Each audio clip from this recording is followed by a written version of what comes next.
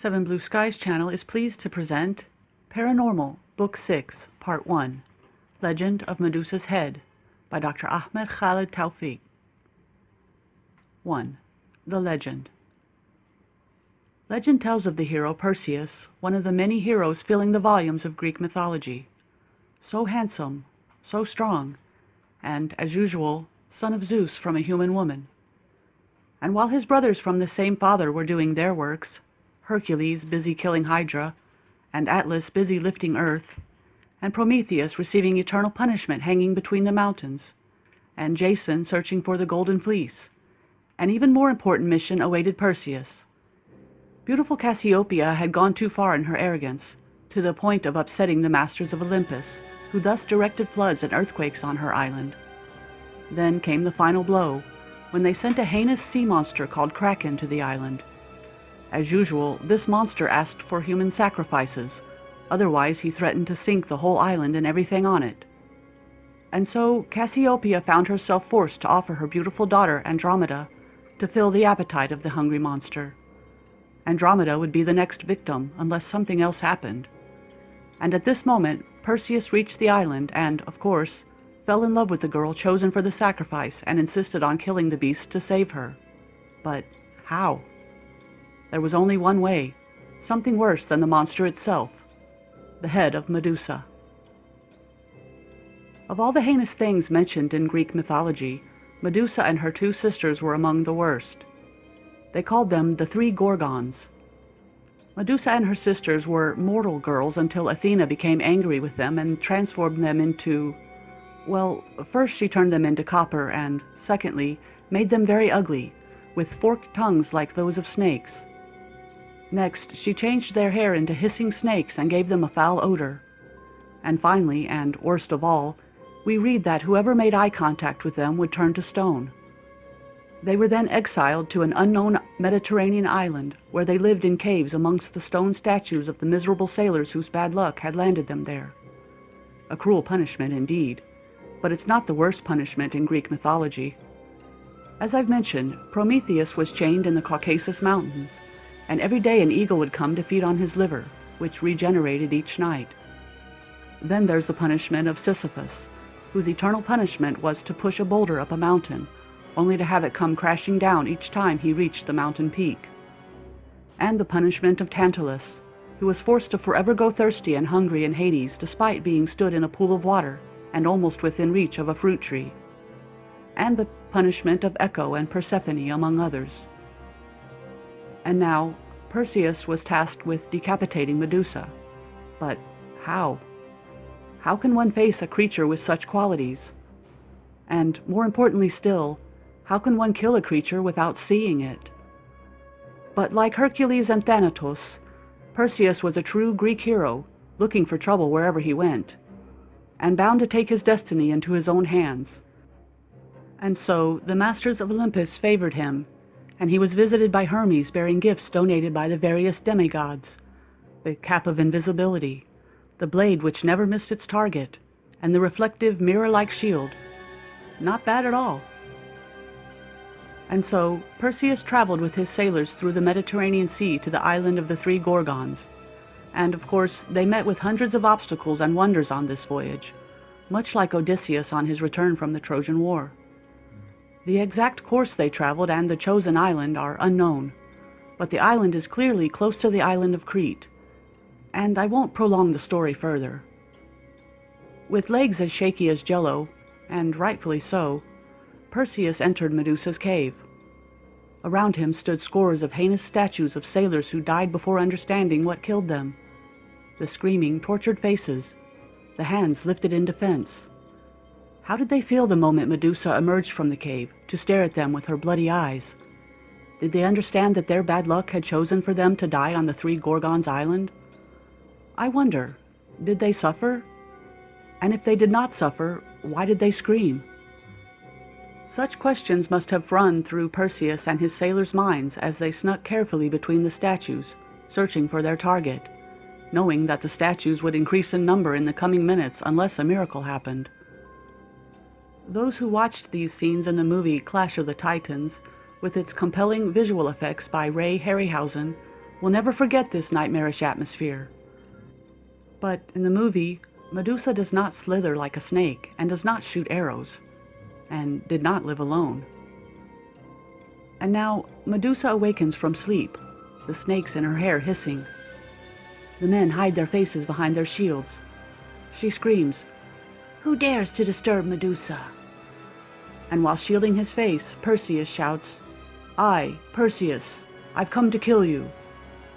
And while her two sisters sleep, Medusa moves forward towards the first of the men, who stumbles, his eyes meeting hers, and he screams in indescribable terror as his flesh turns to stone. And here there are two different endings to this legend. The first ending holds that Medusa saw her own face reflected in Perseus' mirror-like shield, and she screamed and turned to stone. The second ending claims she moved towards Perseus, who gathered his courage and took her head off with one strike, and escaped before her sisters woke up. But one thing is certain, if we can say that about legends. Perseus had killed her and left her sisters unharmed. He returned with her head in a bag, to offer it to the Kraken before it swallowed his lover, Andromeda. Perseus' lover, of course, not the monster's. The sea monster turned to stone, and happiness reigned supreme. And so it was Perseus' right to marry and rest peacefully. As for us, we will see no peace until answering two questions. What happened to the head? And what happened to the remaining two Gorgons? As for the first question, the legend gives various answers. Some say Perseus threw the head in the sea, while others say he offered the head as a gift to Zeus' wife, Hera, to conquer her enemies with it. And other stories ignore the whole subject, leaving it to our imagination. But the second question does and will remain unanswered. What happened to the two sisters? Now, come with me. Let's close the mythology books and leave Perseus with his lovely bride. Let's leave Theseus in the labyrinth with the Minotaur, and Daedalus with his son Icarus flapping his wax wings, coming too close to the sun. Come, let's leave Cupid and Bethesda to their whispering, and the ferryman for Hades, Charon, with his two-headed dog. Let's leave this mythical world and return to reality, to a small, peaceful island where a Greek archaeologist, Stavros Dendrinos, is excavating a site where disaster will happen shortly. 2. She.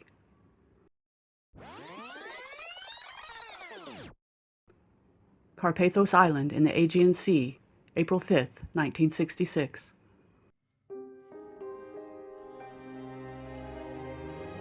The weather was hot and stiflingly humid, suffocating, sticky. And there in his hut, surrounded by flies and other insects feasting on his lunch, it seemed to the old archaeologist Stavros Dendrinos that life could not be worse than this. Feeling disgusted and hating everything, he looked around at the rocks forming a series of caves near the beach. Here he is, crawling towards 70 years of age, still largely unknown despite his long career. Every time, it's the same story. A piece of a broken vase, or part of a statue bringing him happiness for a few minutes before realizing no one cares about it. What's the use of knowing a Greek soldier broke a piece of china in this place or another 30 centuries ago? And he realized in this moment that he had wasted his life in vain. And though still in relatively good health, deep inside him he felt his age was well over 100. Why did he bother and continue with anything? And who had read his 3 boring books about the patterns of China in the Hellenistic civilization? And then there's the heat. The damned heat. He drank another cup of water, which quickly turned into sweat on his forehead. He had tied a bandana on his head, on top of which he wore a cap to shield him from the sun, which gave him the appearance of a British soldier in colonial India. Today is the last day of digging at this site, and after that, another grave site and more broken china until the day when he no longer wakes from sleep and the priest speaks of the martyr of science who left us. And afterwards, everyone will forget his existence entirely. From afar, Nikos came stumbling, a shovel in his hand. "Boss, there's a rock wall, a very fragile rock which I have partially broken through. Are you going to come with us?" The archaeologist replied, "A rock wall? For heaven's sake, why?"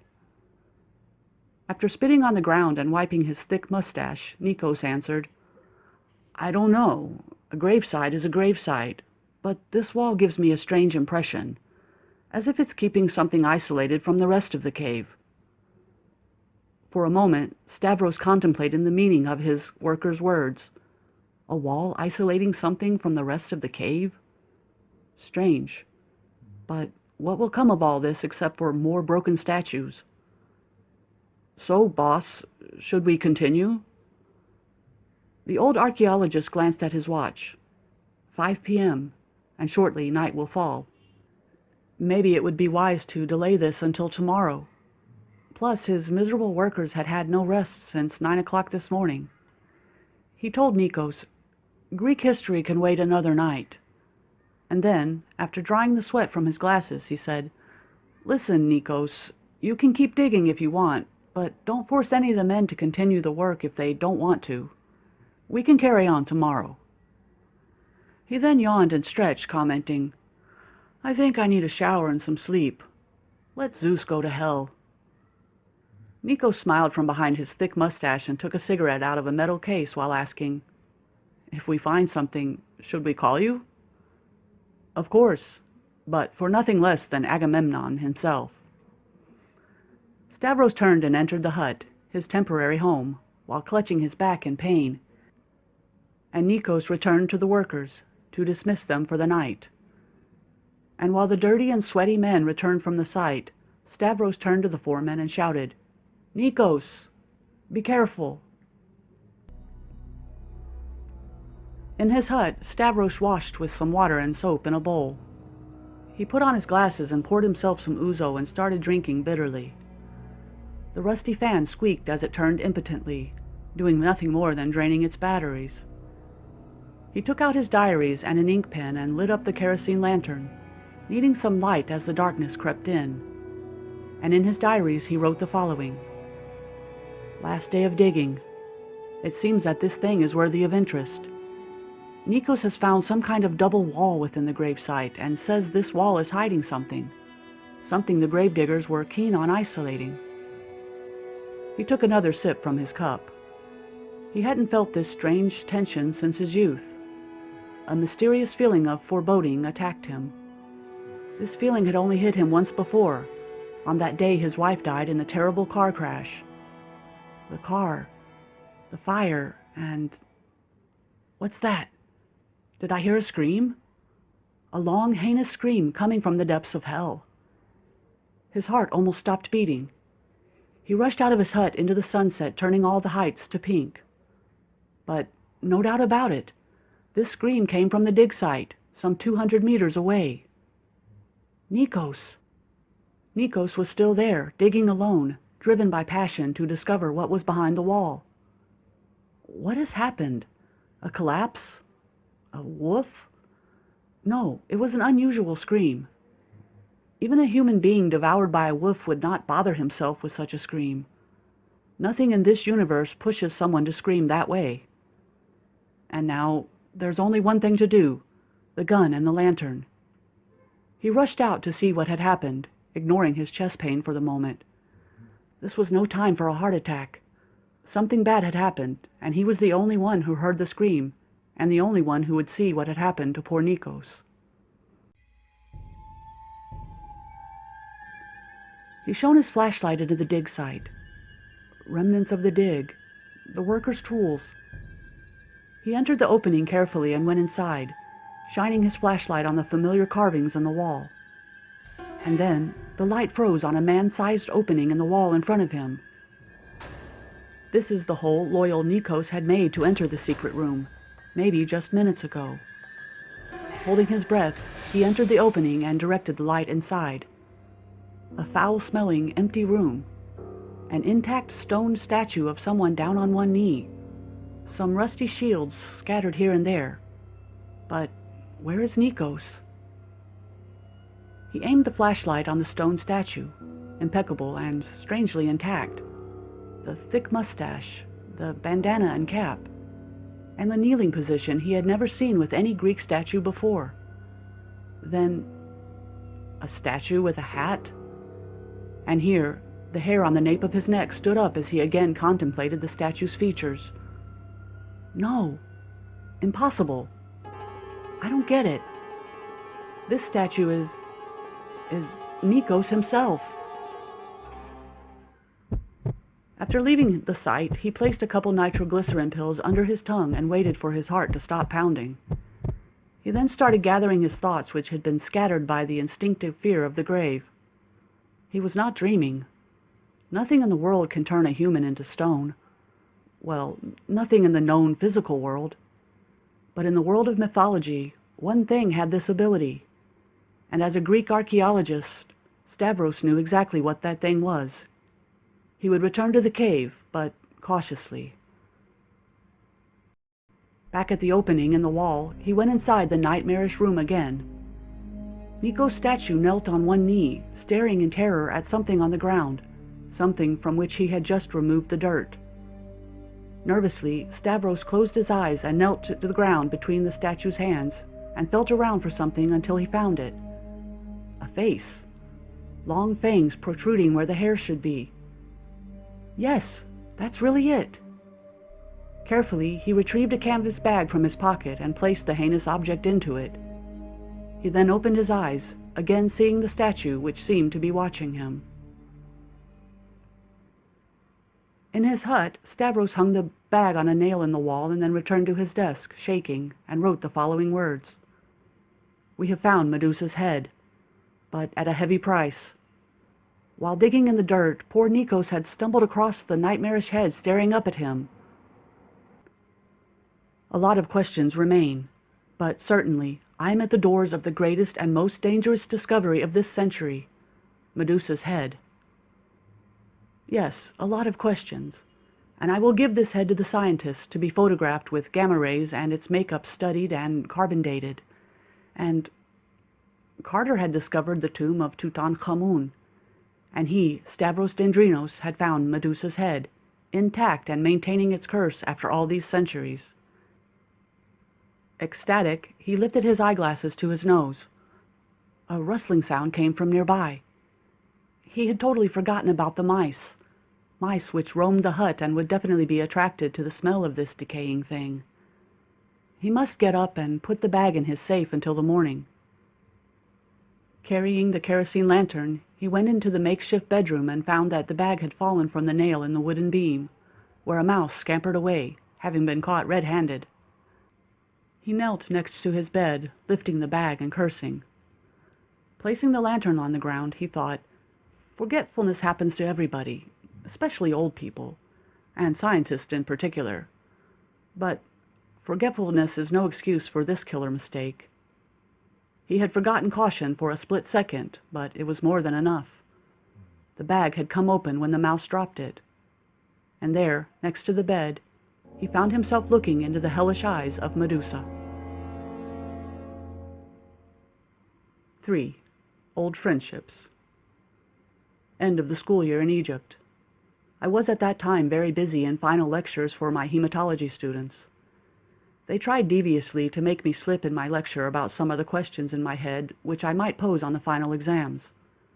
And I was used to these situations and knew how to play them and mislead them so they would not depend much on their intelligence or my foolishness. On this hot day, I was lecturing on carcinomatous meningitis when I noticed 3 female students sitting whispering amongst themselves, staring at me and laughing. But I'm used to these situations with the girls, and not because of some obvious flaw in my looks or behavior, but rather, simply, because I had not married yet at 40 years of age.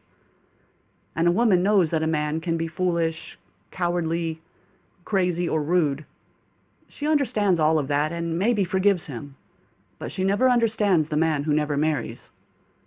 This subject leads to many speculations, and weaved around it are hundreds of psychological complexes. Of course, they were unaware, God forgive them, that in this universe, Only one Maggie existed, and she was mine. But she left, and I never found another Maggie. It's that simple. Anyway, I was about to scold them when I noticed they were holding a newspaper under the desk, checking it and continuing their whispering while sneaking looks at me. Something in this newspaper must involve me. That's strange. Between classes, I went to my office and opened the top drawer of my desk to check the day's newspapers, which I had not yet read. And in one of them I found what I suspected. A small, faded photo of me and Harry Sheldon smiling at the camera like idiots. And under it, a caption mentioning how one of the American newspapers had published news about an American computer engineer and an Egyptian professor who managed to discover the secret of the zombies in Jamaica, and even exposed the French director of a leper colony who abused his patients. So that was the news. They did actually publish that interview with us after we returned from our nightmarish adventure in Jamaica. And that piece of news had reached the Egyptian press. I think the article did not mention my name, but my face showed clearly in the picture. And unfortunately, it was published in a neglected back page of the newspaper, and I myself would not have noticed except for my 3 cunning students. Oh, what an honor!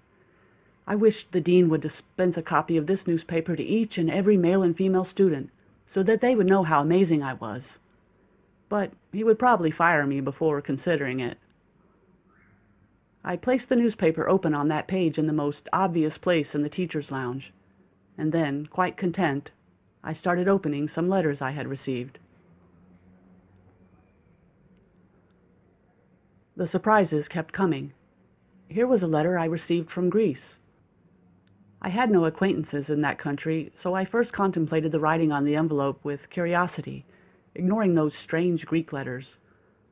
The sender's name was written in English, Mrs. Tabitha Karadakis. I knew someone named Tabitha, but was unfamiliar with this Karadakis. Regardless, I opened the letter tensely and found a beautiful yet scary sketch of a man standing amongst vampires, ghosts, and skeletons. An obvious caricature of me. Under it, written in English, it read, "Remember, there is always another time." I opened the letter included with the drawing and found the following lines. Dear Rifat, it's been ages since you traveled back to Egypt, and I really don't know if you have forgotten me or not. I'm Tabitha McGavert, you remember? From Dundee University. I was one of Maggie McKillop's friends. You had a hard time remembering my name, and oh, how much Maggie was jealous of me over you. Well, those days are gone forever.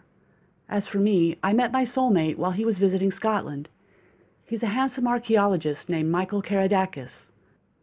And since then, I've become Mrs. Karadakis, and returned with him to his lovely country, Greece. And my relationship with Scotland has been quite cut off. As for the course of my life, you know how much I adore literature, and I found my real roots in a country like Greece. I took up writing, especially horror stories. I don't know why, but my pen refused to write anything else. And I have a couple of moderately successful books in the European markets. My husband currently works in a group of small islands in the Aegean Sea between Crete and Rhodes, and his work is very exciting. We receive international newspapers monthly, and last month I was checking one of the American newspapers when I found an article about a zombie adventure undertaken by an American and an Egyptian doctor. And your picture was published above the article. It seems you grow uglier as time passes. But your unique looks and skinny build have never changed. The article spoke of an Egyptian doctor named Rifat Ismail, interested in vampires, werewolves, and cannibals. I rushed out and sent a copy of the article to Maggie in Inverness-shire, asking her if you were the man the article mentioned, or was I just hallucinating? And from her reply, I knew it was really you and that you hadn't married, in spite of all that noise, and that you had saved her from the Loch Ness monster himself. And she gave me the address to your university. So I write to you now, Rifat, and please allow me to forego the formality of calling you doctor, to tell you that strange things are happening on the islands, and that my husband and I are in desperate need of an expert advisor on such things, like yourself. I won't give you the details, but I'm quite sure it will grab your interest. And I'm sure you are going to love Greece, and will like my husband, Michael, and will renew your old friendship with your old college pal, the talented devil, Tabitha McGavert. I await your reply. Your travel expenses, ticket, etc., are on us, as that's a small debt I can pay for our old friendship. So just tell me when and where and how to meet you. This trip will be unforgettable. Sincerely, Tabitha Karadakis. I closed the letter and dove into a whirlpool of memories. Maggie and me, and Archibald McKillop, Tabitha, and old friends full of joy and hope. My doctorship under the supervision of Sir James, Maggie's father, and this trip will be unforgettable. That's what she said, and that's exactly what I expected. Up to this day, all my experiences were unforgettable, and each time before I traveled, someone would promise me I would not forget it, and indeed I haven't. Memories of unforgettable journeys crowded my mind, becoming so voluminous that I found no place for sleep. Dr. Richard Cummings had promised me the same thing, as had Gustav, and Dr. Ossum, and Sir James, and Harry Sheldon, and Adel. Truly, they were right, and I won't forget. But this trip piqued my interest, and Greek is a country of ancient civilization filled with ideas deserving of being added to the list of countries I would never visit again. Anyway, I finished work quickly and put in my notice for my vacation as soon as the exams were finished. Crete awaited me. 4. A new horror. But I know this statue, this frightened face. The ship split the waves of the Aegean Sea, and it seemed to the sailors that all of life is like the surface of the water and must be split into two. But the water was cunning and would heal itself the moment the ship had passed, and the sailors did not notice. The smell of the sea, the elegant seagulls, the fidgety passengers, all of this assured me we had reached the island of Carpathos. I won't tell you about my bout with seasickness, so that you won't feel bored with my weakness. I'm not like those heroic protagonists in many books. It's simply your bad luck to have fallen into this story with a hero like myself, one with seasickness and asthma, cardiac problems, and gray hair. This was the island on which Tabitha's husband worked, and where she had agreed to meet me. The ship reached port, and the passengers started disembarking, and I among them. It seemed none of them were travelers like me, for they clearly were accustomed to moving between the islands like commuters to the suburbs of any city. Some of the women even carried items they had bought in Crete, as if returning from the supermarket. My legs still feeling wobbly, I made landfall and nearby spotted my old friend Tabitha and her husband Michael, wearing matching outfits, a simple shirt, linen pants, and a hat. They waved to me joyfully, and I went carrying my bags to meet them. Tabitha's husband was handsome and very tall, like a leading man in the movies. As for her, she remained kind of ugly, but had kept her joyful spirit and quick wit. In the streets of the village, or island, I'm not sure exactly, we piled into an old jeep which choked us with its exhaust.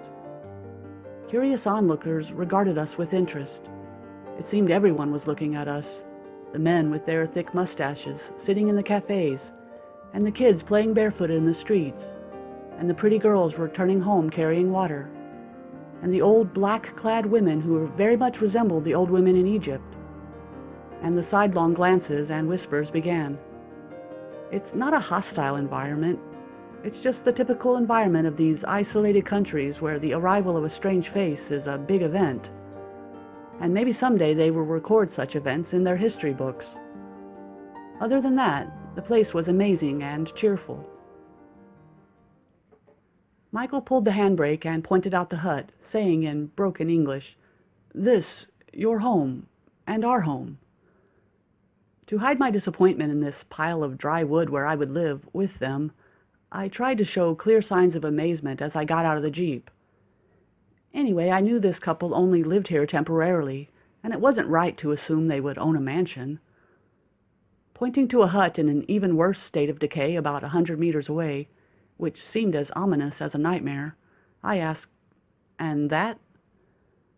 Exchanging a meaningful look with her husband, Tabitha replied, "That's Professor Stavros Dendrino's house." And they opened the door of their hut, inviting me in. As I entered, I smelled something quite unbearable in the air. Wood covered with moisture and mold, and the stifling heat. But I would get used to it. In any case, I wondered if they would run first, trying to escape the smell of my cigarettes, which would fill the air in this hut in minutes. Michael led me to a small room with a bed, a desk, and a closet. Actually, the room was clean and quite comfortable, except for that damned smell. He showed me the wash basin and towels and left me to prepare for dinner. But remembering something, he peeked around the door jamb, holding 2 fingers in front of his mouth in a meaningful way and saying, "Remember, no." He searched for the words, and I understood what he meant, but played dumb, just to antagonize him. "Sandwich?" I asked. "Lipstick?" No. "Smoking?" "Yes," he exclaimed. "No smoking. Not allowed." That's it, then. I would continue smelling this awful odor forever. But at least I could rest my lungs for a while during my stay in this hut.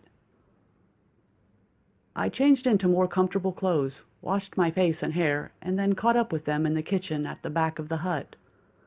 The food on the table smelled very good. Huge amounts of grilled fish, bread, and, of course, olives. A cheerful dinner ensued. Battling the tiny bones in the unknown fish, I told Tabitha, "A writer marrying an archaeologist reminds me of—" She exchanged a meaningful look with her husband and asked cleverly, "Reminds you of who?" "It reminds me of Agatha Christie. She too was a writer and her husband an archaeologist, and she said about him—" But she did not wait to hear the rest of what I had to say. She turned to her husband, asking victoriously, "Didn't I tell you he's old-fashioned?" She went on, explaining, "We were debating whether you would repeat that silly remark which everyone asks us, thinking it's an ingenious comment. He thought you would be imaginative and clever and wouldn't say such a silly thing. As for me, I told him that I know you well." My ears reddened in embarrassment. What a she-devil! She had made a real fool out of me. "Anyway," Tabitha continued, "let's ignore that dumb joke and talk about other, more interesting things. And what's more interesting than ghosts?" With interest, she asked me about all that Maggie had told her, and she seemed confused and disappointed when she realized I was not an expert as she had thought, and that actually my relationship with myths and legends was that of a debunker and not a perpetuator.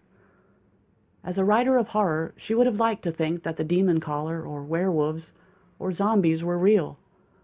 But she started understanding the reality that I'm a hero by coincidence alone, someone who always falls into these situations and traps unintentionally. Smiling, Michael told me, "Anyway, you're not so far from your destiny, having come to Greece." "What do you mean?" "Greece," he replied, "is a very mysterious country, and its horrific legends are endless."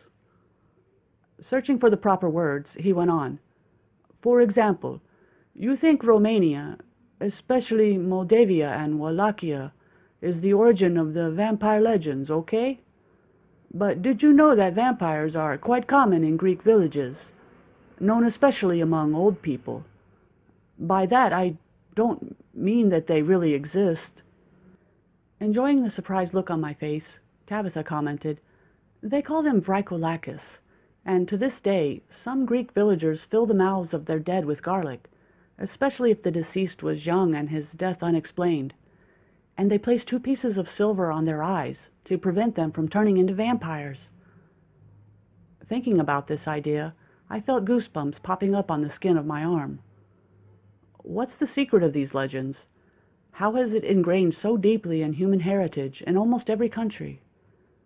And here I remembered an old conversation I had with Dr. Richard Cummings about 10 years before, when he told me that every legend can be traced to a realistic origin.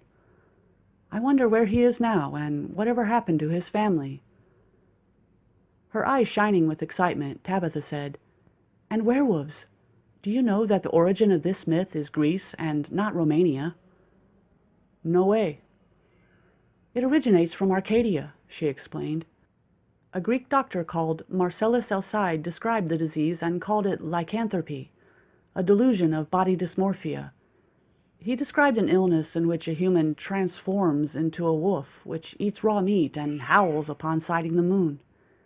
And his writings reached the Arab physicians through an ancient Greek doctor named Aetius Amandinus. Basically, many famous doctors such as Ibn Sina and al-Zahrawi have written on the subject, calling it al-Kutrub disease. I wasn't aware of that," I said in surprise, as that same old bitter notion came flooding back, that the longer I live, the more I discover that I know nothing at all.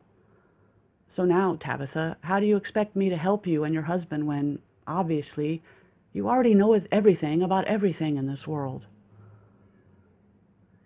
After dinner, Michael asked kindly, "You need to sleep?" "Not at all. I'm so excited to see this island." "Actually, there's not much to see," he said. "As you can see, this island is small and its population not more than 200 citizens, all of them fishermen or shepherds, and, well, a priest, and a gravedigger, and a cafe owner. It's very boring." Looking at Tabitha, I asked, "And now, tell me about the new nightmare awaiting us here, the one you tried to avoid with all this amusing talk about vampires and werewolves." Confusion showed in Michael's blue eyes. Not understanding, he turned to his wife for answers, and she fired off some Greek words like machine gun fire, translating for him my complex sentence. And when he finally understood, he said, "Pardon me, my English is not so good, and unfortunately Tabitha learned Greek like a native before I learned English, and so I have no hope in improving." He then turned to her and fired his own machine gun at her, shooting hundreds of Greek words. She brought out a small electric lantern and gave it to him, saying, "Come with me." I went with them to the door of the hut, opening it onto the night falling quickly. And for the first time, I understood that this island had no electric power. The few houses and huts wore the dark coat of night, while the beach lay under the heights of endless caves. I followed them over the rocky ground to the bleak hut which had aroused my curiosity when we arrived. Tabitha held the lantern for Michael as he rifled through a bunch of keys he took from his pocket, and he whispered something to her as he jiggled the key in the rusty door lock until he managed to open it, and he invited me in. One or two bats moved on the wooden beam of the hut, annoyed by the sound. "It's time to wake up, partners. It'll be fully dark in just minutes." The rotten smell of decay, and some kind of ominous atmosphere covering the place. His eyes adjusting, Michael announced, "This is Professor Stavros Dendrino's hut." "Yes, I remember," I remarked. "He's the supervisor of the archaeological dig here, and my boss." "Clearly," I quipped, "he's not scared of bats." "No, he's—" But Tabitha interrupted him quickly, saying, "Don't mind him, Michael. He jokes a lot." Michael made no comment, and we entered a spacious room which seemed to be the living room in this hut. A few simple pieces of furniture covered with sheets, spider webs, and in the corner of the living room, 2 statues covered with sheets, some digging equipment, and a bunch of books bound with string. Tabitha bent down and picked up something from the floor, placing it in my hand and smiling. I regarded the thing in my hand and found it was a small statue of a mouse writhing in pain, one of its feet broken. A very meticulous statue made of limestone. "What do you think?" asked Tabitha. "Cute, isn't it?" Surprised, I replied, "Yes, but it's a strange thing to sculpt. I don't remember ever seeing statues of mice in my life." "But it's meticulous," she said. "I don't deny that. But is it a Greek artifact?" She smiled cunningly, and by the dim light of the lantern she removed the sheets covering the two statues while watching the expression on my face.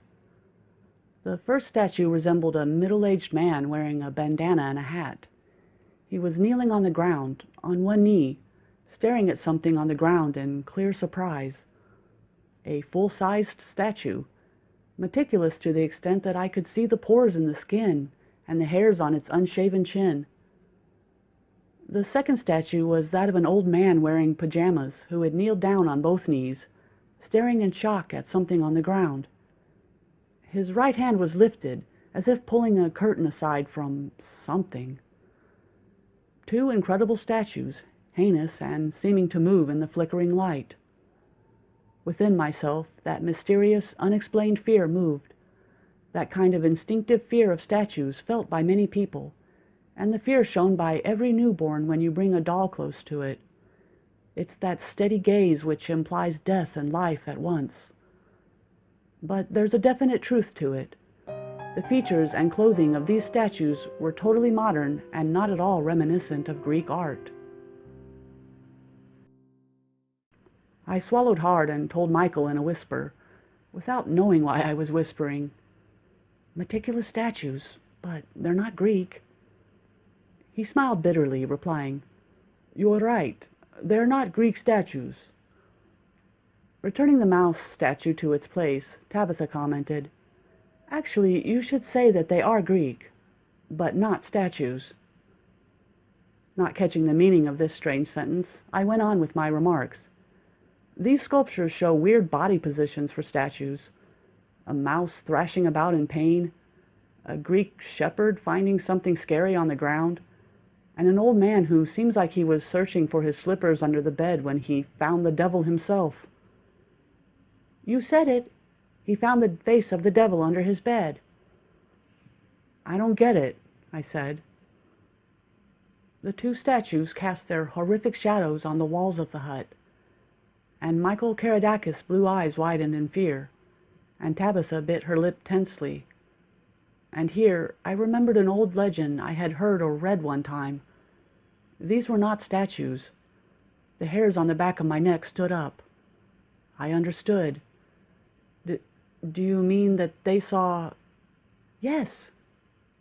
"They saw the head?" I stammered. "Yes, they saw Medusa's head." 5. Where is he? We stood outside the bleak hut in the darkness of night, breathing hard with excitement. The couple talked and dealt as if living this situation for the first time. They had regained their earlier horror. As for me, hundreds of questions ran through my mind, each one competing to go first to the tip of my tongue. But their crowding in my head made them melt away so that I couldn't remember any of them. My shallow knowledge of Medusa equals the knowledge of any physician on the subject. The caput Medusae sign, which points to cirrhosis of the liver, or portal hypertension. The veins surrounding the umbilicus become distended, giving the appearance of Medusa's snake-covered head. Just another of the analogies which fill the medical volumes which early physicians had pondered, like the drooping lily sign, the snowstorm sign, etc. Karadakis started telling me the nightmarish myth of Medusa. He said, "If Medusa really existed, the source would definitely be one of those small islands between Crete and Rhodes." And he told me what had happened that terrible night, a Thursday night last April. Dr. Stavros Dendrinos was digging in some of the grave sites in the caves by the beach when— To skip the boring task of writing this story again, as you already read it in Chapter 2, allow me to just listen to the tale, as it was the first time I heard it. And now we have reached the new part of the story. At 10 p.m. we heard a frantic scream unlike any we've heard before. and as soon as we left our home, I realized the scream came from the professor's hut. We ran over there to find some workers had broken down the door and entered before us. And in the bedroom, we found that strange scene. 2 mouse statues, one of them shattered as if it fell from a shelf, and next to the bed, kneeling as if searching for something, the statue of Professor Dendrinos, which you have seen, and an empty canvas bag on the floor. The workers remembered the myth immediately, before I did. As for me, I first searched the hut looking for the professor himself, but couldn't find him. Then I rushed over to his diary, which was open on the last page on which he was writing when this tragedy happened. He spoke of Medusa's head, and about a disaster hitting his team's foreman, Nikos.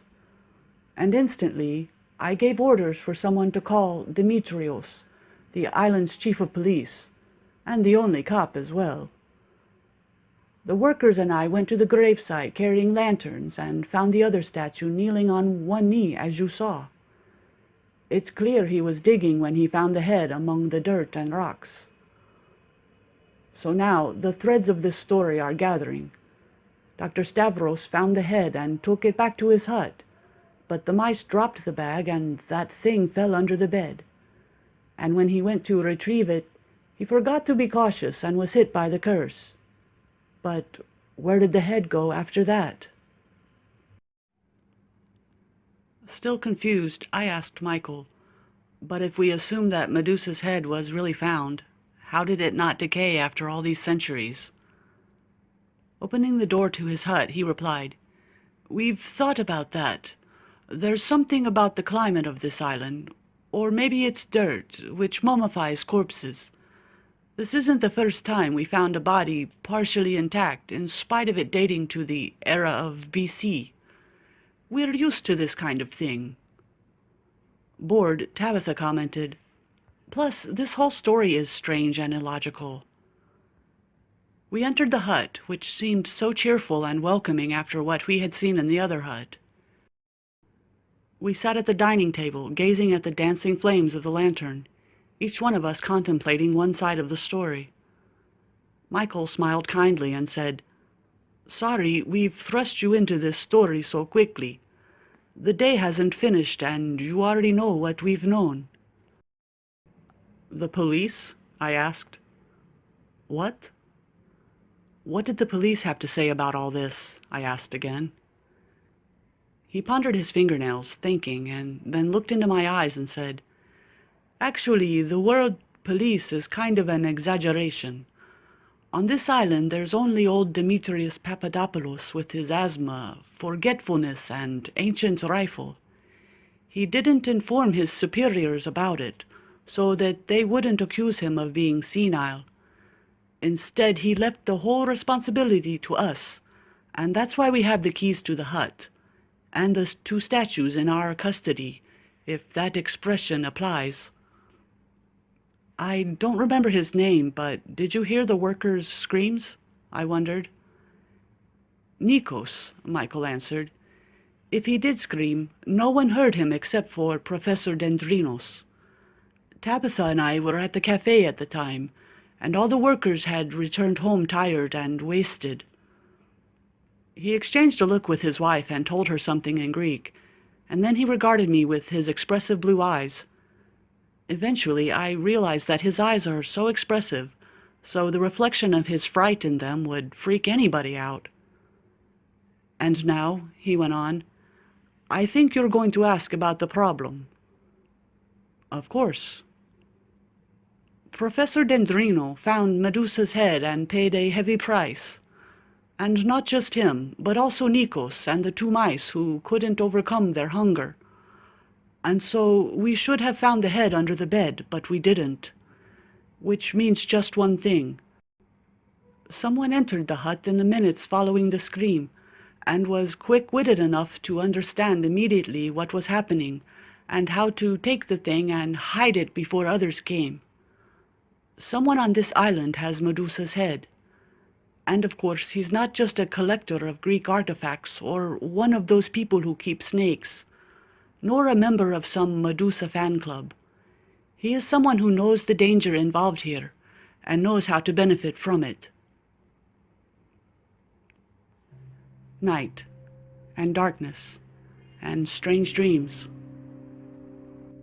In the bottom of dark Hades, where Pluto sits on his throne, regarding the tortured souls, and Charon, the ferryman of Hades, steers his boat through the river Styx, carrying another load of the deceased, and Persephone running towards me, begging me to save her.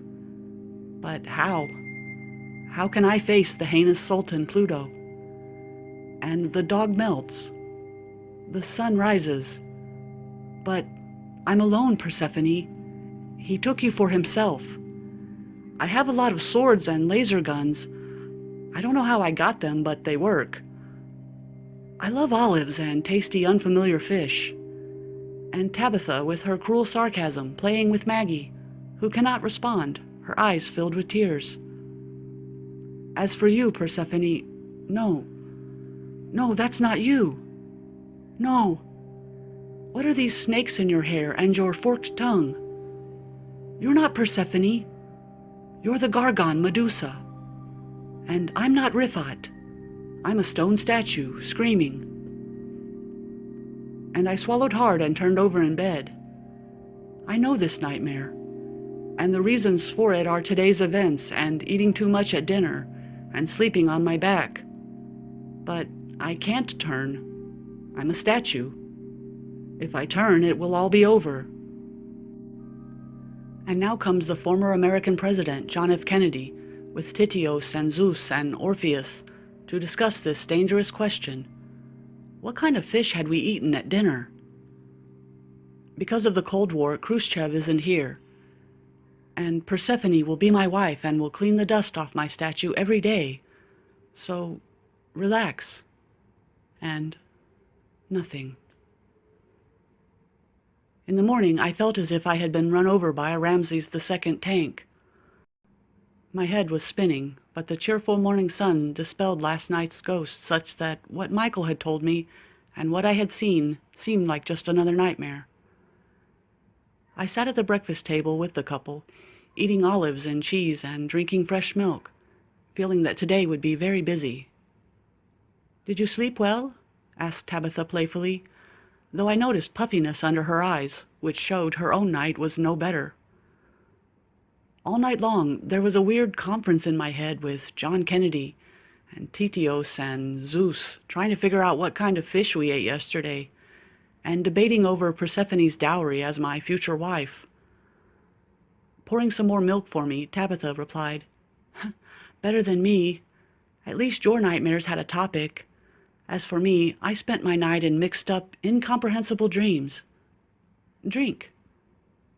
Wiping the white mustache left from another sip of milk, I commented, "There's one key question about this, Michael. If someone found the head before us, how did he enter the hut? I mean, you say the workers broke the door down. And how did he leave?" He answered, "There's a large, low window in Dr. Stavros' bedroom, which was open because of the heat. Maybe the man entered and left by that window. In addition, there were obvious footprints under the window."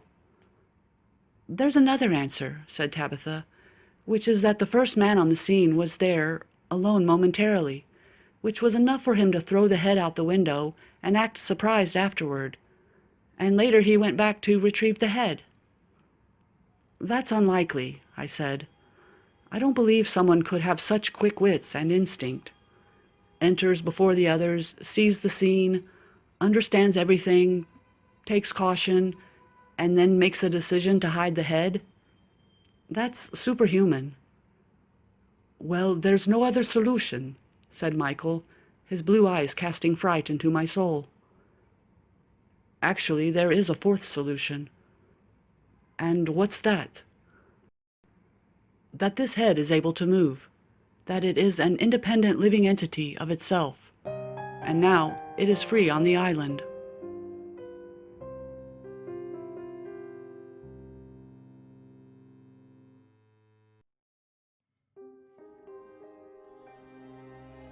Six. Horror on the island. The dog growled twice in warning, and then, as soon as Tabitha's grip on the leash slipped, he lunged towards me suddenly.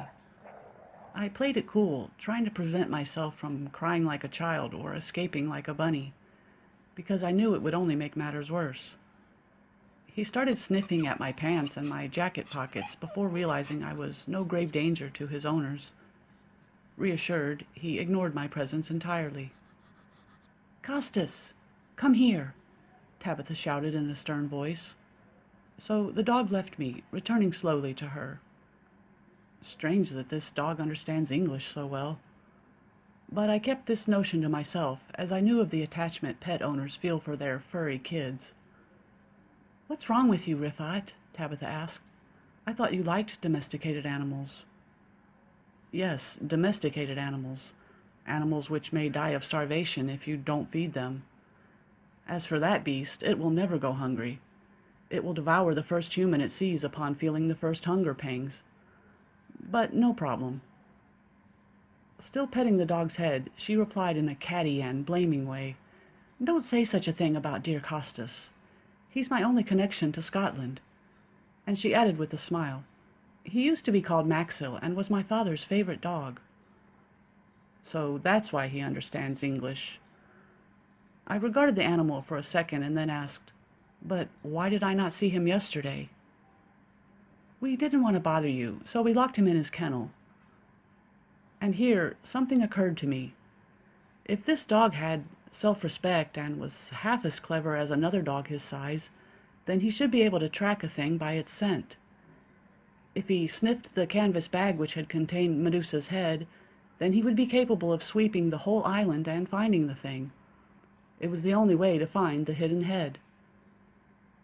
I told her my idea as we stood on the beach, looking out at the waves throwing themselves at our bare feet. She thought for a moment, seeming quite pleased with the idea. "That's not such a bad idea," she said. "Exactly," I went on. "Whether that thing is in a cave or someone's home, or even under the ground, Costas will surely find it. But why had such an obvious thought not occurred to you before, Tabitha?" "Because we're stupid, Rifat, and you're a genius." She said it with clear sarcasm, and if any other woman in the world had said such to me, I would have been quite flattered. But with Tabitha, I had learned to be careful. On the horizon, fishing boats lay alongside the sandy beach. In the near distance, a bunch of kids played happily while old men smoked their famous Turkish tobacco, listening to a young man playing some kind of stringed instrument. "Is that a bouzouki?" I asked. "No, it's a santori," she replied. "Haven't you ever heard of Zorba's dance?" "Actually, I haven't." Narrowing her eyes, she explained, "It's an awesome song. You should hear it played on a Greek instrument. The music of every culture makes one dance in the style of that culture. Drums make you dance like an African, and the flute with drums make you dance like an Egyptian. Same thing with the guitar and a Spanish dance. You can't help it, because the unique quality of each instrument leaves its mark and directs your movement." I was pondering her idea when, just then, Michael showed up carrying a wicker basket full of fish he had bought from some fishermen. He threw a fish to the spoiled dog, who easily caught it mid-air and seemingly swallowed it whole. "Were you talking about Medusa?" he asked. "No, we were discussing stringed instruments in Greece." Michael then rattled off some Greek words which were clearly equivalent to the Arabic expression meaning, "What the heck are we doing?" He then sat on the sand and started humming a sad song as Tabitha opened her machine gun at him, firing many Greek sentences containing both my name and her dear dog's name, which proved she was telling him of my idea. Understanding, he looked at me and smiled in agreement, suggesting we implement the plan this evening under the cover of darkness. And so we made preparations to put our little plan into play. Returning to the hut, we had the dogs sniff the canvas bag they had found near Professor Dandrino's statue. And Michael took the leash, walking behind the excited dog. Night was falling as we left their hut and made our way across the sandy beach, curious eyes watching us with an expression clearly meaning, "What's wrong with those crazy people?" The dog had alerted on something. He sniffed around the various caves near the beach and then chose one and entered.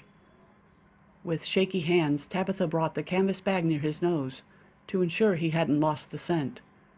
But the dog continued, confidently entering a hole in the wall of the cave. We followed, entering the pitch blackness. I lit my lighter, dispelling some of the darkness, and by its dancing light we saw the dog digging excitedly at one point in the ground, growling and huffing.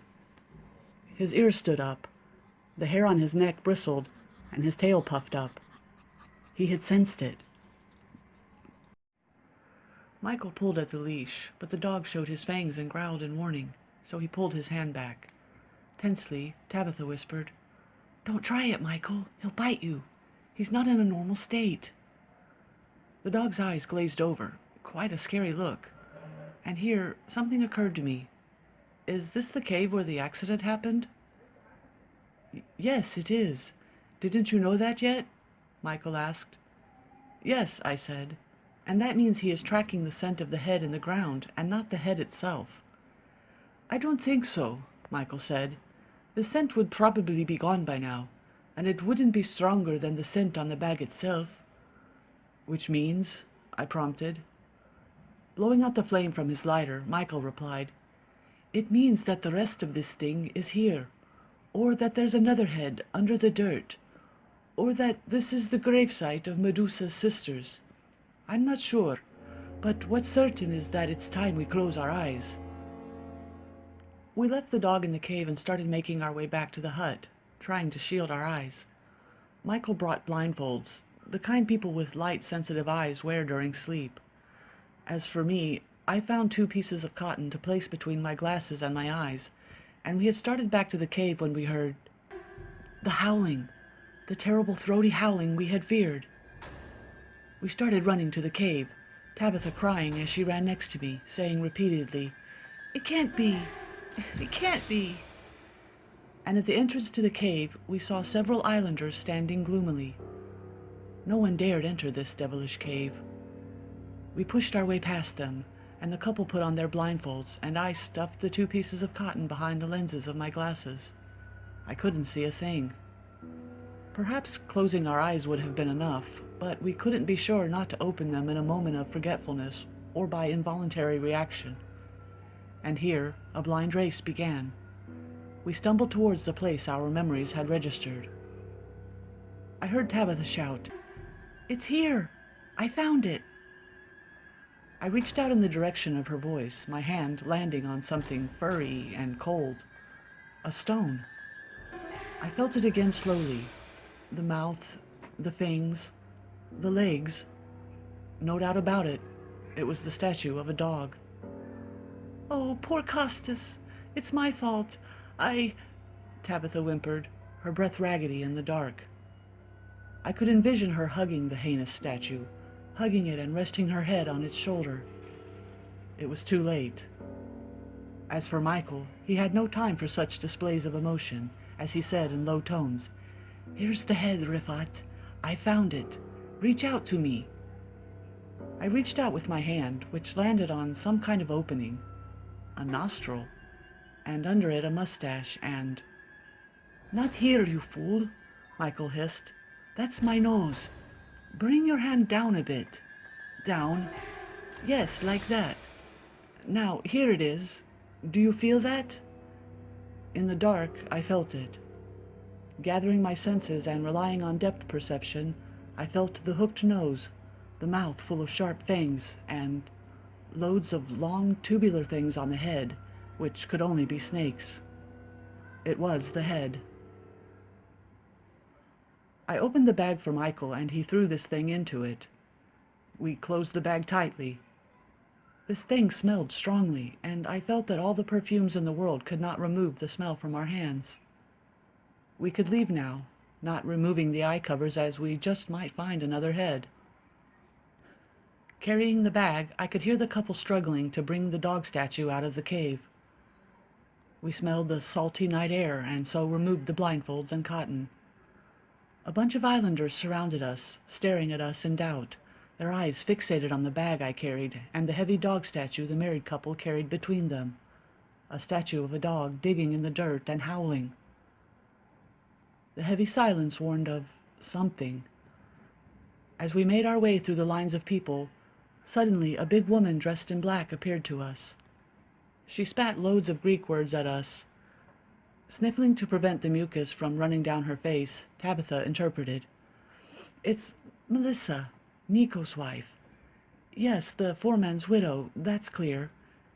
She's saying that doom has visited this island since the devil arrived. The urban devil and the foreign woman who wears pants. And some curse words, of course, which I won't translate. She's saying the bald devil with glasses has brought a jinx upon the island." "She must be referring to me." Saliva splattered from her mouth as the stern-faced woman shouted, pointing at the bag and then to the men standing there.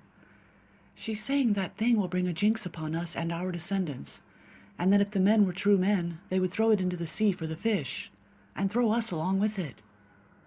The woman continued screaming, but Tabitha's tears had dried up, and a look of challenge shone in her eyes. She went on translating. "She's saying, 'May 1,000 claws rip out the seeds which grew the tree our hut is made of.'" Very poetic, the Greek language. Remind me to attempt to learn it later, when things settle down. For the time being, the situation looks very bad. Tabitha exploded in anger. She shouted at the woman, firing off some explosive Greek bombs. The woman fired 2 hydrogen bombs back, and Tabitha was about to drop a neutron bomb when the woman attacked, beating and slapping her, and even biting. Have you ever seen a cat fight? And can you, even if you dare, break it up? That's exactly what was happening. Michael and me on one side, and the more reasonable and non-violent amongst the men on the other side. Everyone attempted to break up this pterodactyl fight. But before I knew what was happening, the woman's fist landed, punching me in the nose. She ripped the canvas bag from my hands, cursing me with unfamiliar words. But the bag was raggedy, so raggedy that it could not withstand the force of her pulling. 7. The Thing. I wonder, did they suffer? And if they did not suffer, why did they scream? Actually, you should say that they are Greek, but not statues. The bag ripped, and from the corner of my eye, I noticed something gray and heinous protruding from it as it fell onto the sand. Michael's reaction was swift. He shouted a warning in Greek, and then he tore off his shirt, the buttons popping off, and closed his eyes as he threw it over that thing. He wrapped it in the shirt properly and picked it up. The men standing there gasped, but then returned to breathing normally and again started trying to break up the 2 women. And here appeared an old man with a thick white mustache and ruined teeth, carrying an ancient rifle from the last century. He was dressed exactly like the islanders, but his professional manner in breaking through the crowd and stern tone which separated them made me realize this was the police officer on the island. I don't remember his name exactly, because since I arrived here, I'd been swimming in a whirlpool of endless words spelled with O's and S's. "Dimitrios Papadopoulos," the woman shouted as she released Tabitha. So that was his name. She complained to him about something, asking him to take firm action, but he did not seem interested. He seemed unwilling to listen at all. And the bystanders dispersed while the woman kept waving her fist and making threats. The cop said something to Michael and then looked at me with suspicion and left. The dog statue had broken when it fell to the ground.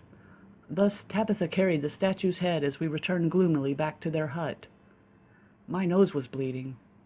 Tabitha's face was all scratched up, and Michael clutched the thing wrapped in his shirt to his bare chest. Bleak moments passed, but at least now we would know. We would know.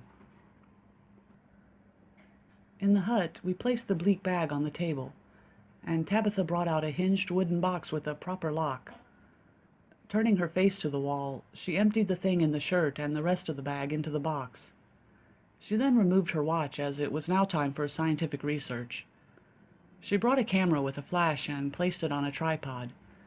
She positioned the front of the box in front of the camera and turned the self-timer. And she rushed back behind the box so as not to see its contents and opened the box. After seconds, she quickly closed the box and rushed over to the camera to remove the film, saying, "I have all the developing liquids and a darkroom here. Wait here." And she clutched the film in her fist and rushed out of the room. Though Michael and I sat there alone, I had a weird sense that we weren't alone, that there were 4 of us here. The undeniable presence of Medusa in the wooden box was strong, as was the howling head of the dog which Tabitha had placed on the table. After contemplating, Michael asked, "What do you make of all this?" I looked at him while reaching for a cigarette, but he was too exhausted and did not object. "I don't believe any of it," I said while blowing out smoke. And in front of his amazed eyes, I continued, "This whole story is based on the atheist legend that Zeus actually existed. And both of us know there is no Zeus. And since there is no Zeus, then there's no Medusa.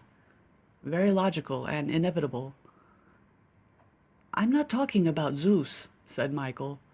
"Maybe there was a real creature named Medusa who had the ability to turn people to stone, and the ancient Greeks explained her presence by the light of these atheist beliefs." "Since when," I countered, "was there ever a creature which could turn people into stone?" "Let's just assume that certain substance-changing rays emanate from its eyes, much like an atomic cannon, which transforms one element into another by proton bombardment. Do you remember the work of Rutherford in this field?" I laughed sarcastically, which made him agitated, and he asked me what I was laughing about.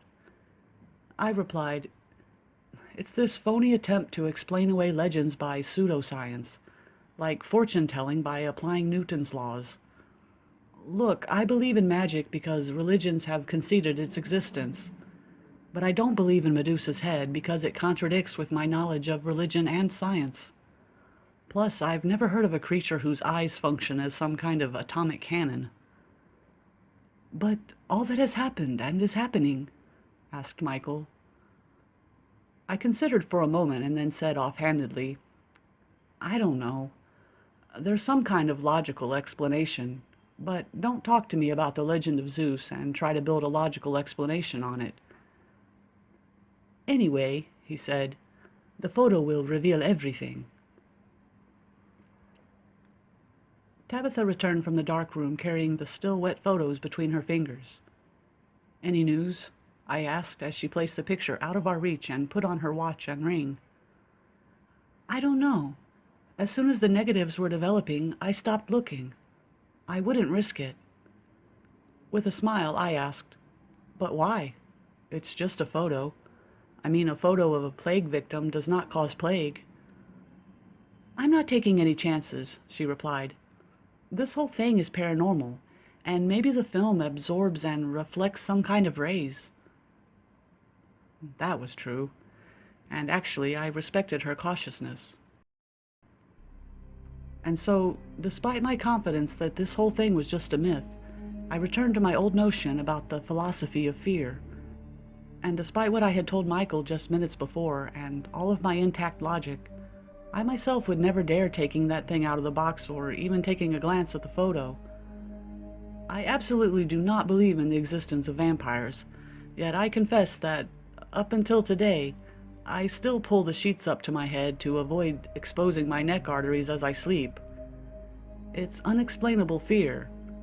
Panic. The instinctive panic which I still don't understand. Tabitha went into another room and returned carrying a cage holding a sweet, multicolored bird. She brought the picture close to the poor prisoner, who looked at it innocently and did not turn to stone. And just like that, we had received the first sign that it was now okay to pounce on the photo, to see for the first time how this nightmare looked. The photo was black and white, depicting a box held in a woman's hand wearing a ring. Tabitha, of course. And inside the box was some kind of face, the most heinous face I had seen in my life. It rather resembled a monkey's face, the fangs protruding from its lips, The wrinkles around the mouth and corner of the eyes, the bulging eyes. And as for the hair, it wasn't hair at all, but rather hundreds of snakes curled upon themselves and falling upon the forehead. As for the skin, it was fragile looking and abraded. After clearing my throat, I quipped, "I bet not many suitors came asking for her hand." "What are you saying?" asked Michael. "Never mind, Michael. I was joking." The couple regarded the picture with amazement, practically losing the ability to speak. What we were seeing defied all logic. Almost 10 years ago, I had stood in front of Dracula's mummy, feeling the same wonder and confusion, and my thinking had frozen in the same way when the Loch Ness Monster's long neck emerged from the water, and my legs had trembled when I fell under the werewolf on the snow and felt its hairy chest covering my mouth, and the sound of its growling deafened me. But I would always find an explanation to comfort me. So what could explain what I was seeing now? We sat in the kitchen, exchanging confused looks. Tabitha remarked, "I wonder if the first head was that ugly." "The first head?" "Of course. Professor Dendrinos found one head, which was stolen, and now this must be a second head." That made sense, for how could the head return to its grave? "Okay, let's not lose our wits, guys. Let's organize our thoughts. What are the possibilities?" The first possibility, according to Tabitha, was that this was the island of the three Gorgons, and therefore there were actually two heads, and those two heads belonged to Medusa's sisters, who someone had murdered sometime after the legend of her death, which means Medusa's head was still missing. The second possibility, according to Michael, was that this was Cassiopeia's island and the grave was that of Perseus, where they buried the head with him. And therefore two possibilities arise. One, that the thief had returned the head to the cave, aware of the danger involved, and that makes Nikos' widow the prime suspect. And two, that the head was charmed, and an independent entity with the ability to move. And the third possibility, according to me, was that all of this was a trick plotted by the archaeologist along with his foreman, seeking fame, especially considered he lived in anonymity. Is there a fourth possibility? None of us seemed to have anything to add, but we had several axles on which to move. I said to Michael, "You have to search the gravesite carefully, hoping to find something to prove who was buried there. I know it's a hard job. I mean, the pharaohs recorded everything about their deceased on the walls of the burial chambers, but as for the Greeks, they would only make some simple carvings." I went on. "Secondly, we have to find out who entered the hut after the professor shouted that night. Who entered first, and what did he do? Thirdly, we must turn the head over to the authorities. With its cruel rigidity, science will prove or disprove the truth of this matter.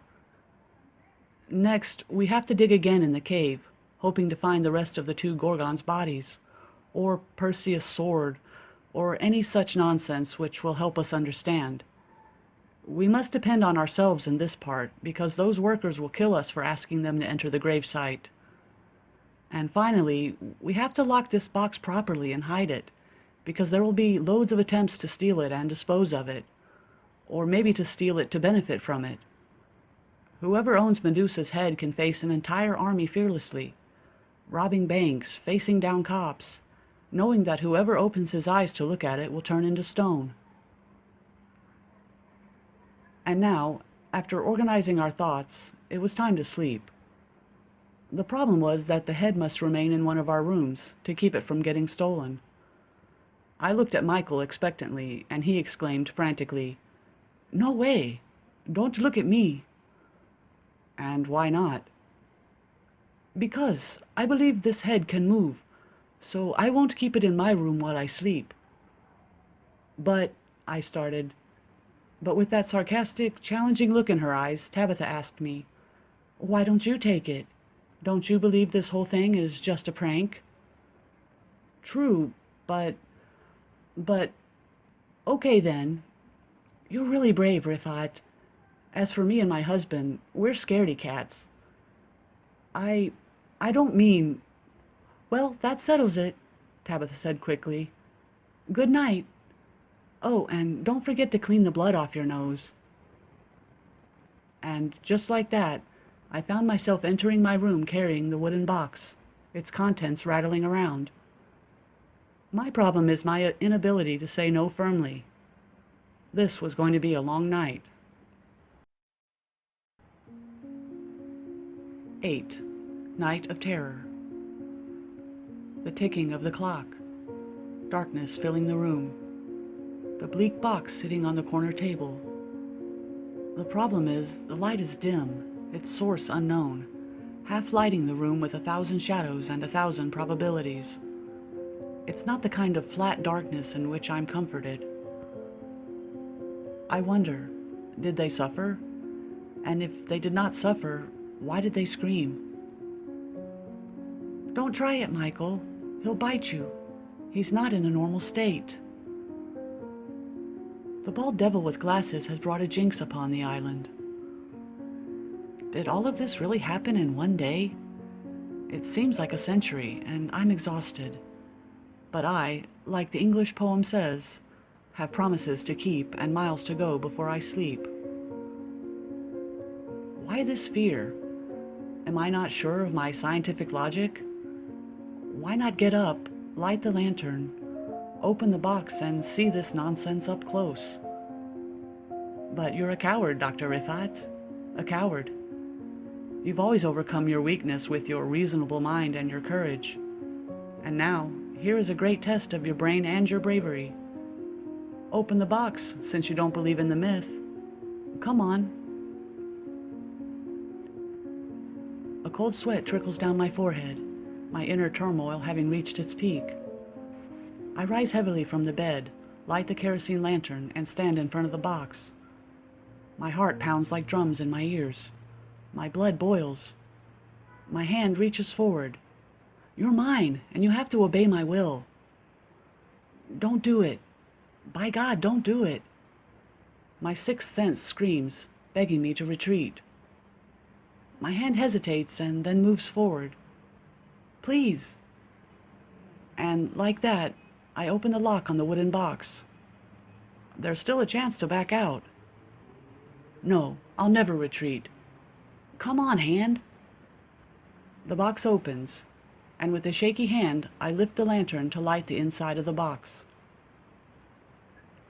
Nothing. To be more precise, there was no head inside. And to be even more meticulous, there was a head, but not Medusa's. Rather, it was the head of the dog statue Tabitha had brought back from the cave. Where did the damn thing go? The blood boiled in my veins. Someone is trying to make a fool out of me. This blasted couple is playing some kind of trick on me. But when and how?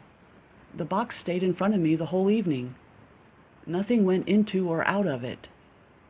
We had gone to the kitchen, leaving it behind for a few minutes, but both spouses never left my sight for a second. And while standing there staring at the box dumbly, the only explanation for all of this was becoming clear to me, in spite of every cell in my brain rejecting it. The head is an independent entity with the ability to move. End of part 2. And so, I forgot to be cautious and started searching the room nervously. I think no one in history has ever searched so keenly and thoroughly for a head. Nothing. Carrying the lantern, I left my room and knocked rudely on the couple's bedroom door, like a cop banging on a criminal's door. The door opened and Michael appeared to me, looking frightened, and behind him Tabitha, gathering her robe around her body.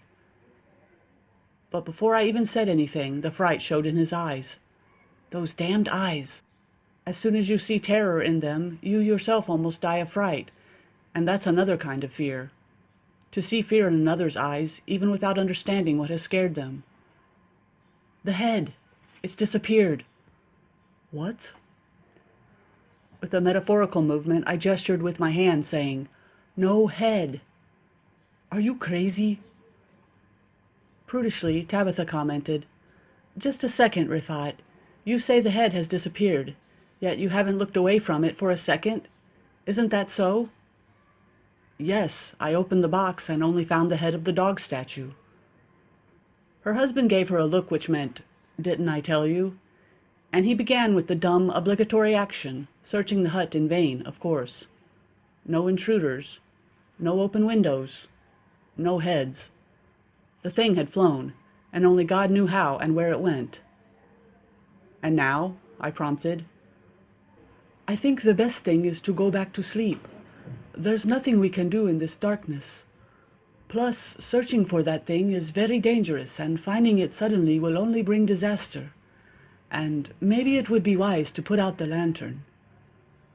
The flickering light from the lantern cast shadows on Tabitha's cheeks and eyes, giving her a devilish look, and I could see she was shaken. She whispered, "True, sleeping is the only practical way to close our eyes."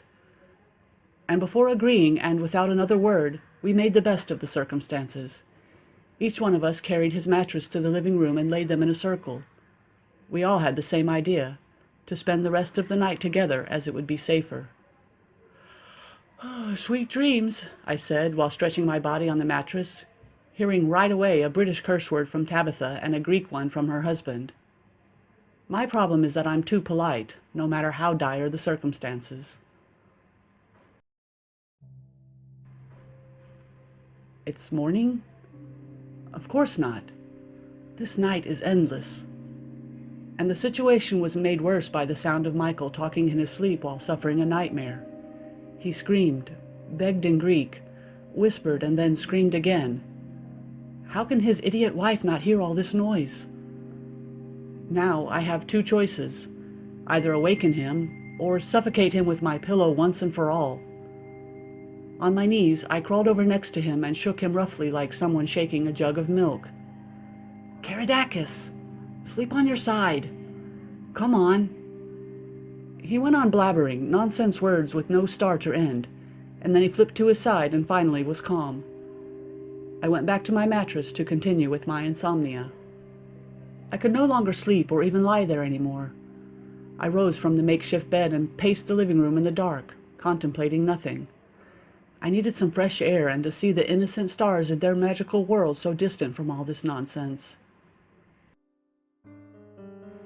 I made my way to the door of the hut, casting about until I found and opened the lock.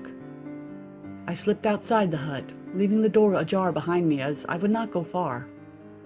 I lit a cigarette and started slowly pulling the smoke into my chest, feeling the relaxation from this poison going into my lungs, which it had not entered for 6 hours. The island was asleep, covered in darkness as the time neared 3 a.m. Maybe I'm the only person in this world, just me and the stars, and... Am I dreaming? No, this is real. A dim light truly emanated from one of the windows of Professor Stavros Dendrino's hut. Not a prank and not imaginary. Light from this closed hut which no one had entered since that horrible night. It was not the reflection of another light because, simply, there was no other light on this island.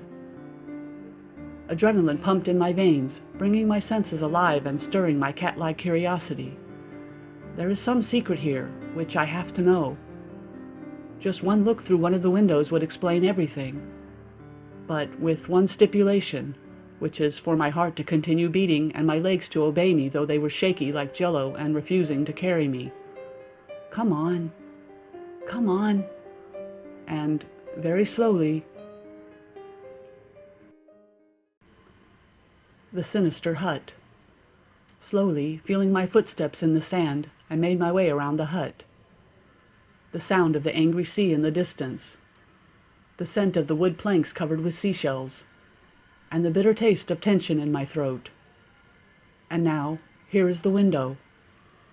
Taking a deep breath, I brought my face close to the glass and peered through. The window overlooked the living room where I had seen the two statues the night I arrived on this island. And by the dim light of unknown source, I could see those two strangely positioned statues just as I had seen them the first time, there next to the wall, looking at that heinous thing in the ground, and I wonder, did they suffer? And if they did not suffer, why did they scream? At 10 p.m. we heard a frantic scream unlike any we've heard before. I tensed up even more at the thought. They both died while screaming. That's what the witnesses said. Well, what Michael Karadakis said anyway. But if that was true, why wasn't either statue screaming? The mouth is shut, the look of terror in the eyes only, nothing else. On the floor, I noticed a broken statue I hadn't seen before. Taking a closer look, I realized it was the remnants of the dog statue, but who brought it here? We had left it on the beach after the fight, and Tabitha carried the head only, as a memory. So who gathered these pieces and placed them here? It must be that old policeman, Papadopoulos, brought them here to complete the collection of statues. And therefore he lit the lamp and forgot it next to the statues. Yes, there's no other explanation. Leaning against the window, drowning in my contemplation, I had left my back exposed. I had forgotten that the Karadakis door was ajar, and inside the couple lay sleeping. That was a huge mistake, a negligence for which there was no apology. And do you know why? 9. The fog gathers.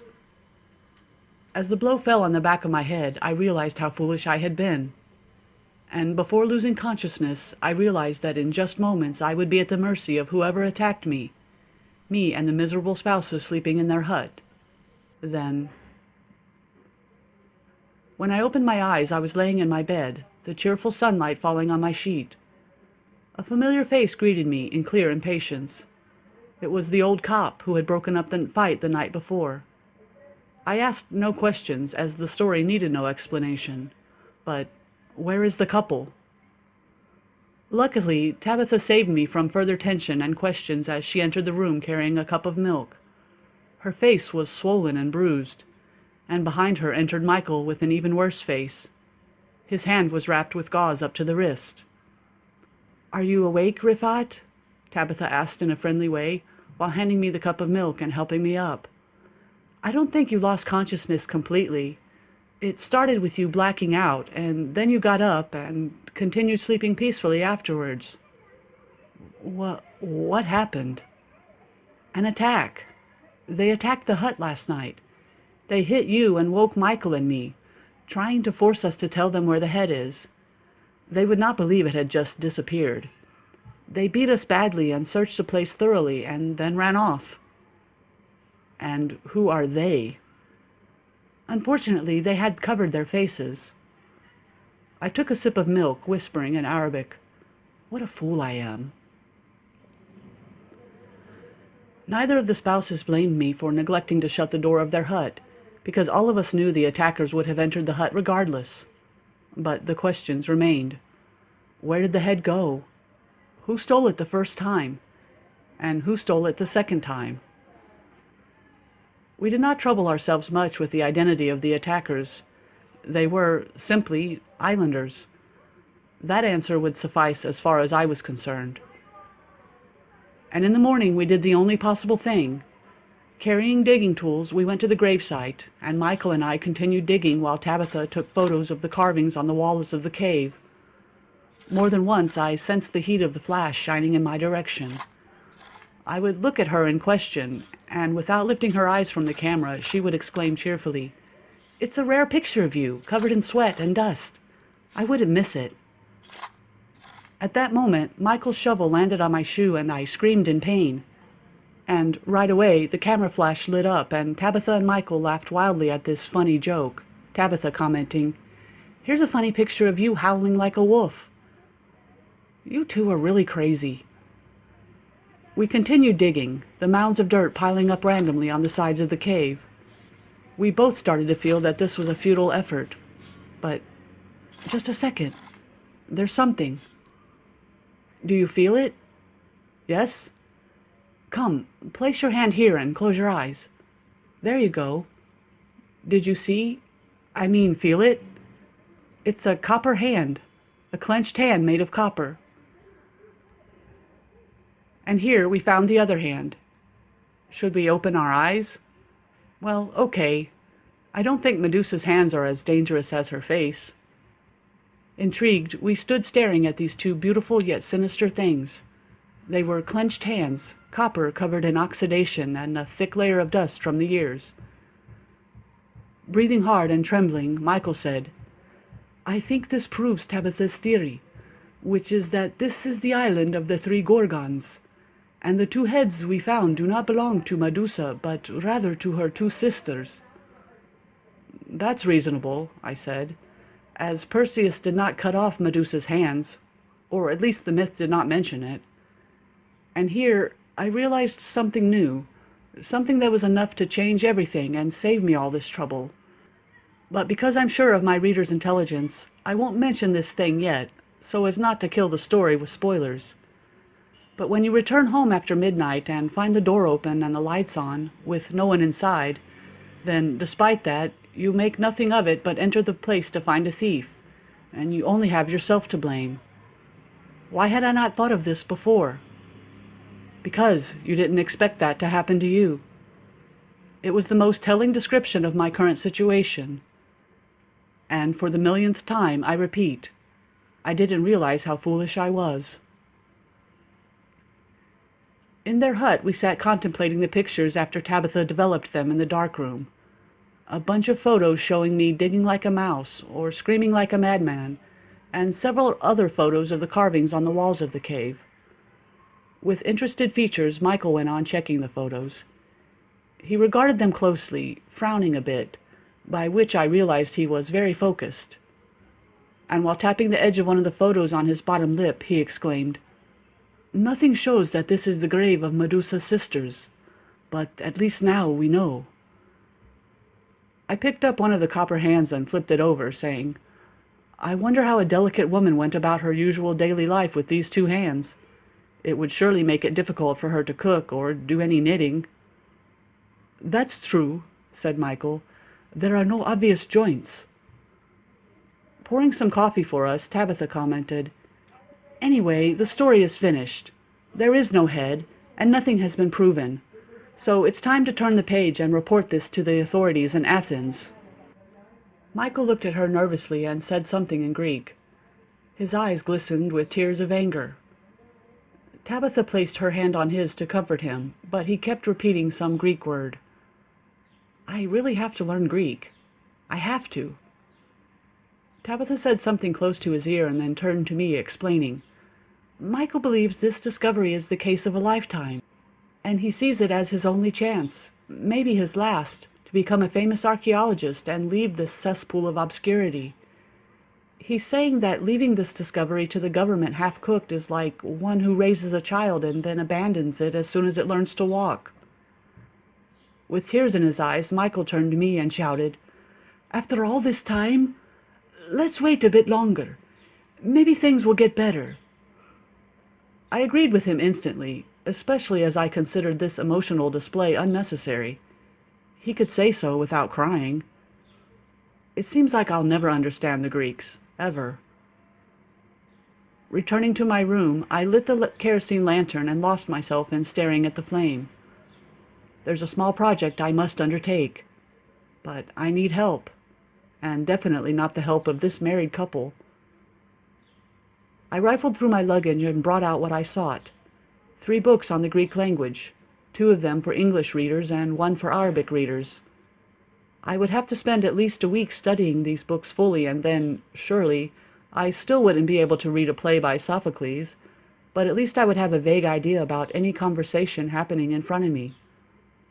When you hear a long Greek sentence and grab 2 words from it, like dinner and friend, then it's not too hard. With some imagination, you can guess what the sentence is about. My friend is asking me to dinner, or prepare dinner for our friend, or any other sentence suitable to the situation. And that's what I needed. I could no longer be under the mercy of a translator. And so, with enthusiasm, I started studying Greek until my eyesight was strained. And when I finally slept, I dreamt of many pages I had finished in the first book. The next morning I went out alone for a walk, having let the couple know. I walked alone on the beach, looking at the islanders with an interested look in order to break the barrier between us. They seemed so kind and simple, and I think befriending them is easy, but I could not for a second forget what I represented to them, the bald devil who came to make life more complicated.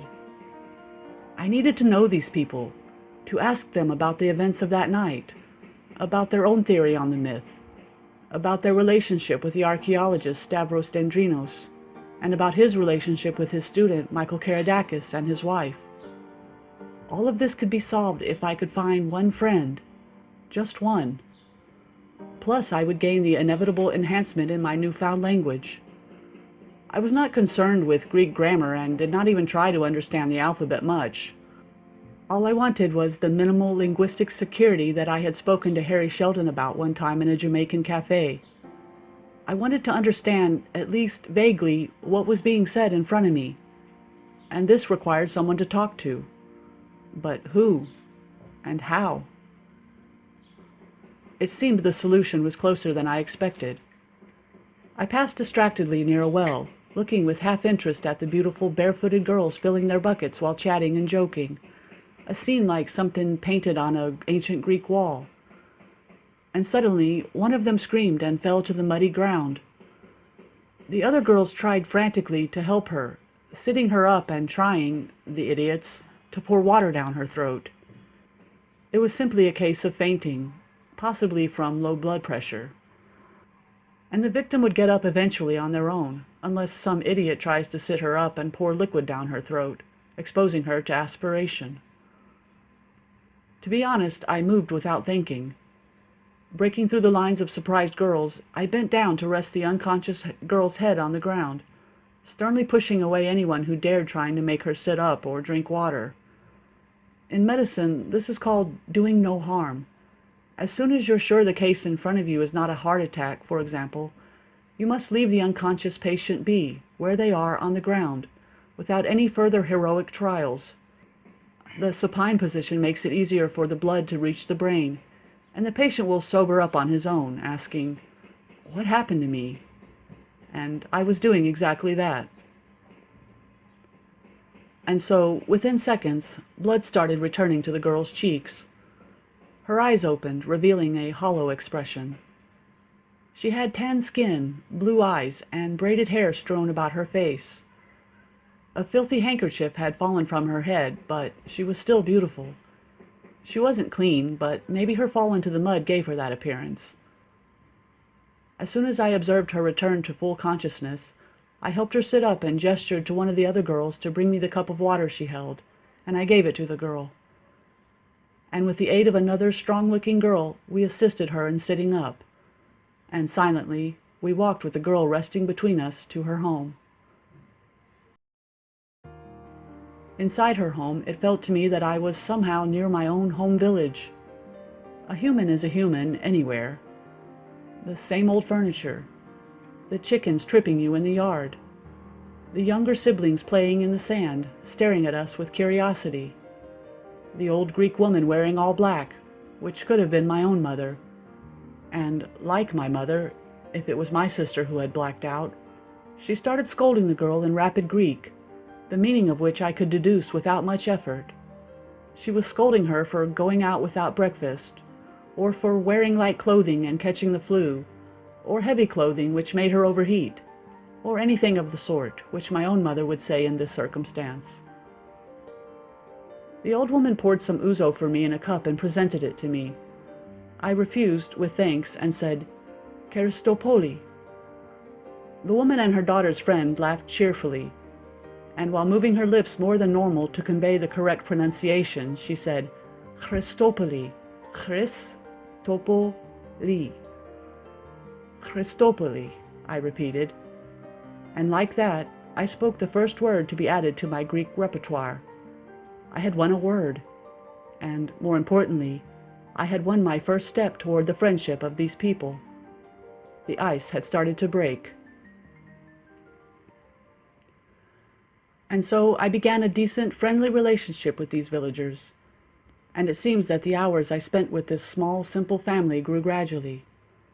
The father was not in the picture, and obviously I had avoided asking about him because he was either dead or in prison or estranged, all situations which do not allow for curiosity.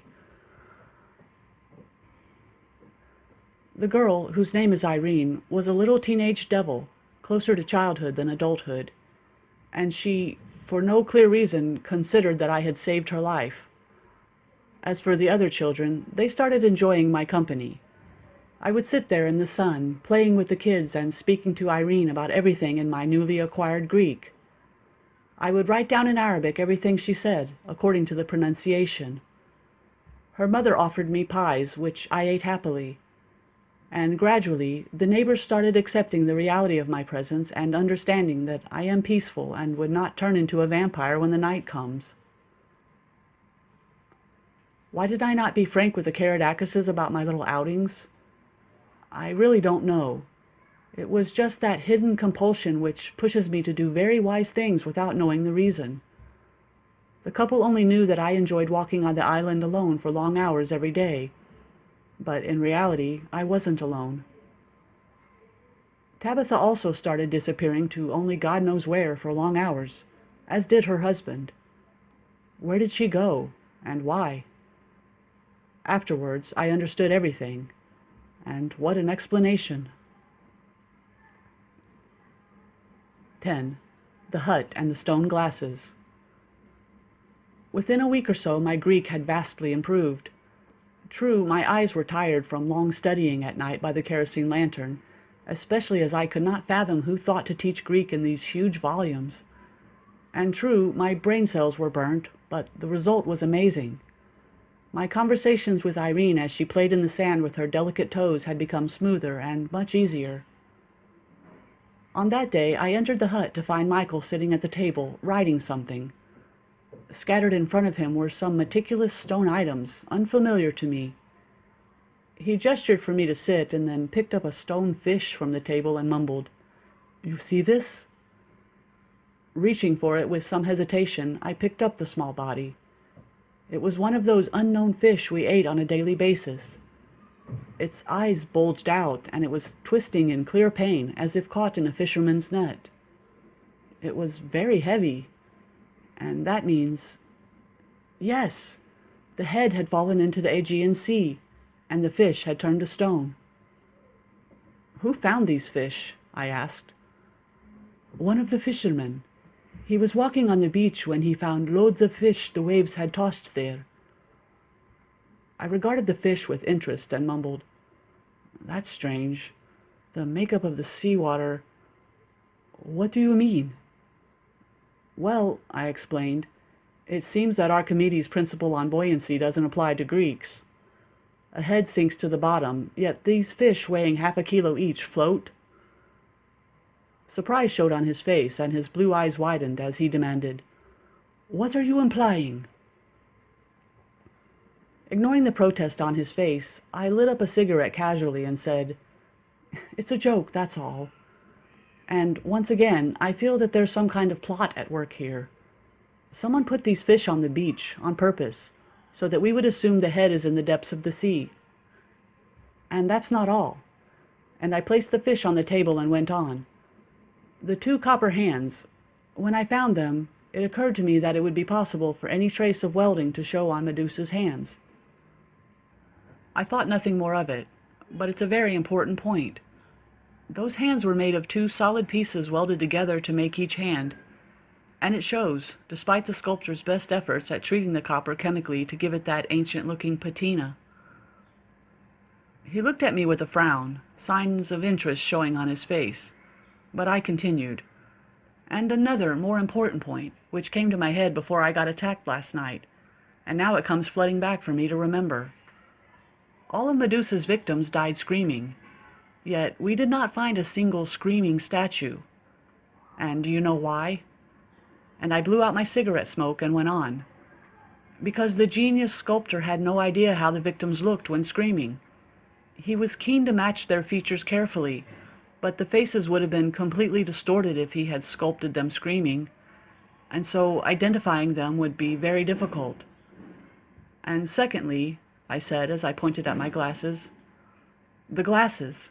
Professor Stavros Dendrino's glasses. You had said he was nearsighted and was writing his findings at his desk when he got up to look for the head under the bed. So would that not require him to be wearing his glasses? So, you see, since his statue was not wearing glasses, and no one said they found the glasses, how do you explain that? Because carving glasses is a very difficult thing, and believe me, I have experience in this field. Therefore, our sculptor ignored the whole thing entirely, hoping no one would think to search for the stone glasses. My series of deductions had surprised Michael, which showed clearly on his face. And so, Michael, I continued, you can see that this whole game is fit only for an excellent sculptor. True, I have my doubts about his ability to carve glasses and screaming faces, but I don't doubt his or her talent for a second. This sculptor brought us a real nightmare, one made by his own hands. But who is he? Asked Michael. That is the question, as Shakespeare says. But I don't think what I mentioned before is so far-fetched, which is that some kind of well-plotted scheme had been planned by Dendrinos, seeking phony scientific glory, and he's now hiding with his foremen in some hut, really laughing it up. And my dog, who... We left the dog in the cave for a few minutes, enough time for anything to happen, and... I swallowed hard and said, in reality, no one could have prepared a statue of the dog for that moment. It's unlikely that a sculptor would craft a dog suffering in pain, in the hope we would use the dog to search for the head one day. And actually, I confess that as time went on, I found more and more reasons to doubt this kind couple, and that maybe I had been foolish to tell Michael of my doubts. But this story of the fish exceeded my ability to bear. At that moment, the door opened and Tabitha entered, covered in sweat and completely exhausted.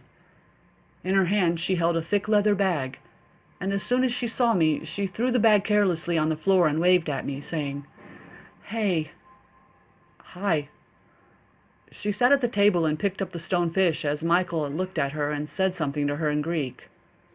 My senses alerted as I listened to the Greek sentences, which were no longer so vague to me, as if I had entered a dark cave but was accustomed to going inside. And that day, for the first time, I had entered carrying a flashlight. "Are you... the other hut?" "Yes," she replied. "A lot of work. 3. "I don't believe it." "The worker. The dog." This conversation was crucially important. Clearly, there was another hut in which Tabitha did a lot of work until 3 o'clock, and they had realized that I was suspicious, and that I knew the foreman and the dog were connected to the subject. That was all I could deduce from this conversation. My problem with Irene was her total dependence on pointing at things and aiming with her eyes while mentioning their names. She would aim at a dog and tell me its name was so-and-so, then aim at the hut and tell me it's called such-and-such. But this method, attributed to the linguist Maximilian Berlitz, is very tiresome and impractical for explaining general meanings, like for the words life, idea, crime, anxiety, etc. Also, translating actions and the vowels is practically impossible, but it was a first step. I now knew of the other hut, Professor Dendrino's hut, obviously. I'll have to sneak into it tonight. For starters, I have to steal the key from Michael, which should not be too hard, as I have never seen someone so careless with keys. And I would only need a minute to exchange the key with another very similar rusty key from my own personal keychain, the key to my private filing cabinet at the university for at least 20 years. Now, everything is ready. Here is the key in my hand, and doubts in my heart. But why did I leave my gun in Egypt this time? I really am making a lot of foolish moves. And now, the spouses are asleep as night hangs over the island. Come with me. Do you want to partner with me in this little adventure? If you don't want to, that's your prerogative. As for me, I'm going. Don't let me down. You'll come with? Okay, but let's get out of this hut silently and close the door behind us. And we'll walk across the soft sand, feeling each step towards the other hut. Walking. Taking out the rusty key, I shift my flashlight to my other hand and put the key in the lock. I'm glad you came with me. I'm more comforted with your presence. Watch out! Our entering may disturb the bats who cannot see. They may be innocent, albeit heinous creatures, but they have very sensitive hearing. And now, close the door behind you and follow me. The floorboards make a creaking sound, and the flashlight throws a sinister circle of light everywhere, but don't worry about that. Look, here are the two so-called statues of the previous victims, along with the two mice statues, but the remnants of the broken dog statue have disappeared. Did you notice that? Other than that, nothing suspicious. But do you see the obvious footprints on the floorboards covered with sand? Unique footprints, and to be specific, they match Tabitha's sandals with the wavy lines on the soles. By the flashlight, you can follow the footprints going back and forth along the floorboards. But they stop at that half-rotten wooden panel held in place by a single rusty hinge. Is that the sound of the door of the hut opening? All of my biological functions stop for a second, but I tell myself it's just the sound of the distant waves. Carefully, I bend down to the panel and try the hinge, and the wooden panel budges. Ah, here it is. I lift the panel slowly. I'll shine the flashlight down through the opening.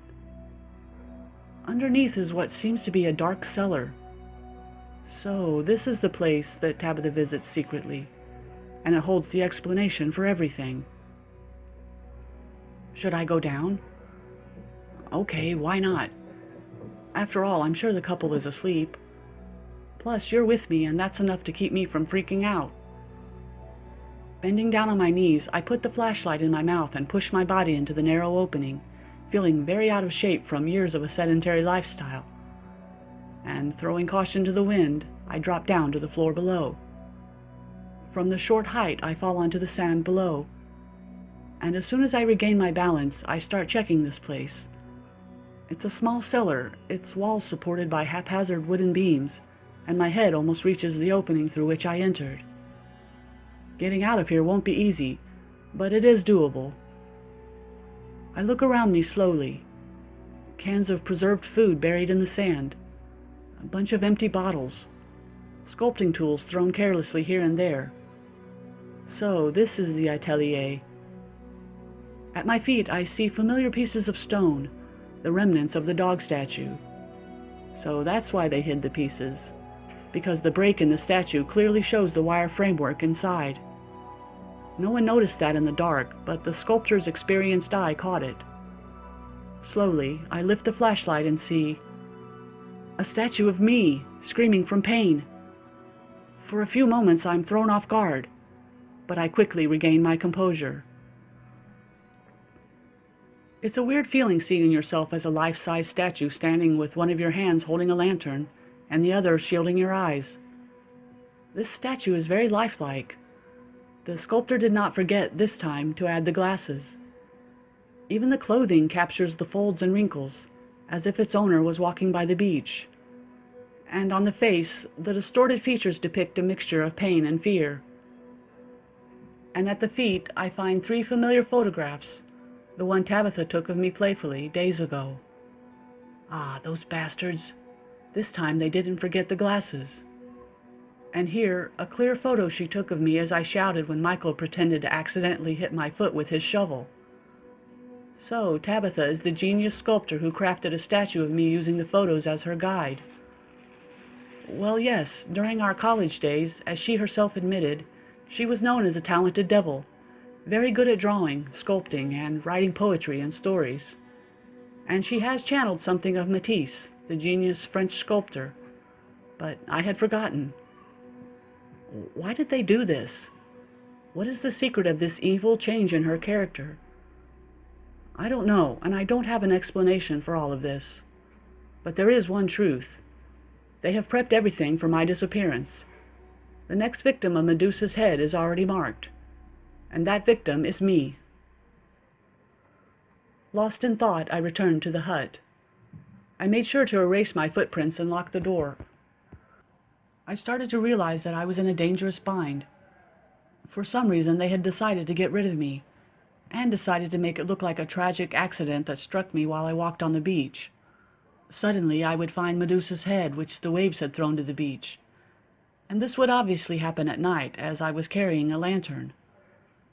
The countdown has ended, because the statue is complete. And this explains the secret of Tabitha's disappearance in the preceding days.